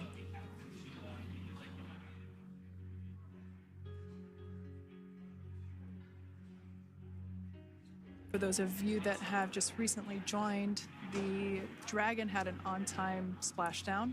Looks like we're getting our next crew member here. That is none other than Suni Williams. Big smile, big waves. She, like her other crew members, now will be assisted onto the mobility aid.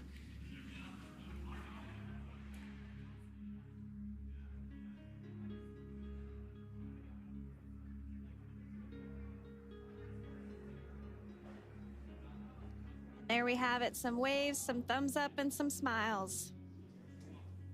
Definitely seems to be a theme among all recovery operations. Absolutely. And of course, that leaves NASA astronaut Butch Wilmore inside Dragon in seat 4.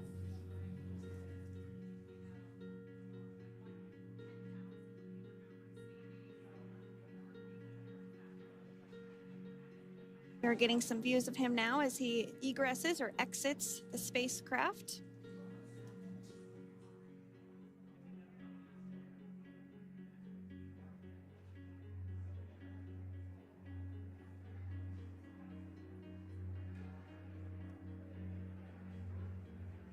Once again, some elation and cheers there from Butch Wilmore.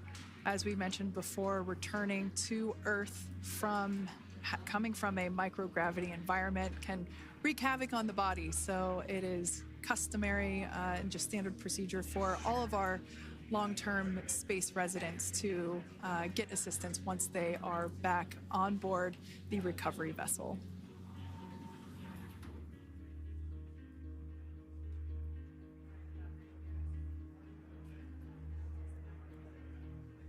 Well, now that Nick, Butch, Suni, and Aleksandr are safely back home on Earth and getting checked out by the NASA medical team, we're going to wrap up our live coverage of their return. The Crew-9 mission began a little differently than usual since Butch Wilmore and Suni Williams were already aboard the space station when Nick Hague and Aleksandr Gorbunov arrived on the Crew-9 spacecraft in September. Having arrived as the crew flight test crew for Starliner, Wilmore and Williams were fully incorporated into the space station's Expedition 72 team and began research and other work aboard the station along with the other crew members. Williams commanded the orbiting laboratory for much of the expedition. After a successful liftoff and separation from Falcon 9, Nick and Aleksandr made a short flight on board Dragon to the International Space Station. Veterans of long-duration space station missions, both Williams and Wilmore conducted spacewalks during their 9 months in space. Like all crews on the station, Crew-9 had the ability to leave at any point had there been an emergency. With their full-duration mission coming to an end, the crew began packing up their personal items for their return to Earth about a week ago and worked through tasks and shared lessons learned with Crew-10 teams as they arrived a few days ago. Their journey home began about 17 hours ago when they closed the forward hatch to Dragon and undocked from the space station at 10:05 p.m. Pacific, 1:05 a.m. Eastern. After 4 successful departure burns and a phasing burn to line up their orbit, Nick, Butch, Suni, and Aleksandr rested for a few hours before waking up to prepare for re-entry this morning. We jettisoned Dragon's trunk and performed our final on-orbit maneuver, the approximately 7.5-minute-long deorbit burn, and that occurred at 2:11 p.m. Pacific, 5:11 p.m. Eastern Time, and that sent Dragon on its path home. The spacecraft re-entered the Earth's atmosphere and slowed its descent with successful deployments of 2 Drogue parachutes and 4 main parachutes, with the final splashdown occurring off the coast of Tallahassee, Florida at 2:57 p.m. Pacific, 5:57 p.m. Eastern. Following that successful splashdown, we saw SpaceX recovery experts move in and prepare Dragon Freedom for its lift onto the recovery vessel. And just a little less than an hour following splashdown, we saw Nick, Suni, Butch, and Aleksandr make their way out of Dragon and into the recovery ship's medical facilities, safe and sound. Next up, they'll catch a helicopter flight back to shore, where they'll transfer to aircraft that will take them home. The astronauts will take a NASA plane for the short flight back to Houston, where they'll be reunited with family and friends to bring an end to this mission. It's been an honor and a privilege to share their journey with all of you as we continue this new era in human spaceflight. Return today marks the end of the direct handover we executed after successfully launching the Crew-10 mission to the space station just last week on Friday, March 14th. Thank you, as always, for joining us for tonight's coverage of the splashdown of Crew-9. Remember to follow SpaceX on X and NASA online and on social media for updates for the very latest on crew and cargo flights to and from the International Space Station. And we'll continue to share the progress of Nick, Suni, Butch, and Aleksandr on social media as they travel back home. We do also have a post-splashdown media briefing coming up at approximately 4:30 p.m. Pacific, 7:30 p.m. Eastern, where leadership will share a final update as we conclude this successful mission. So, from all of us at NASA and SpaceX, welcome home, Crew-9. So long.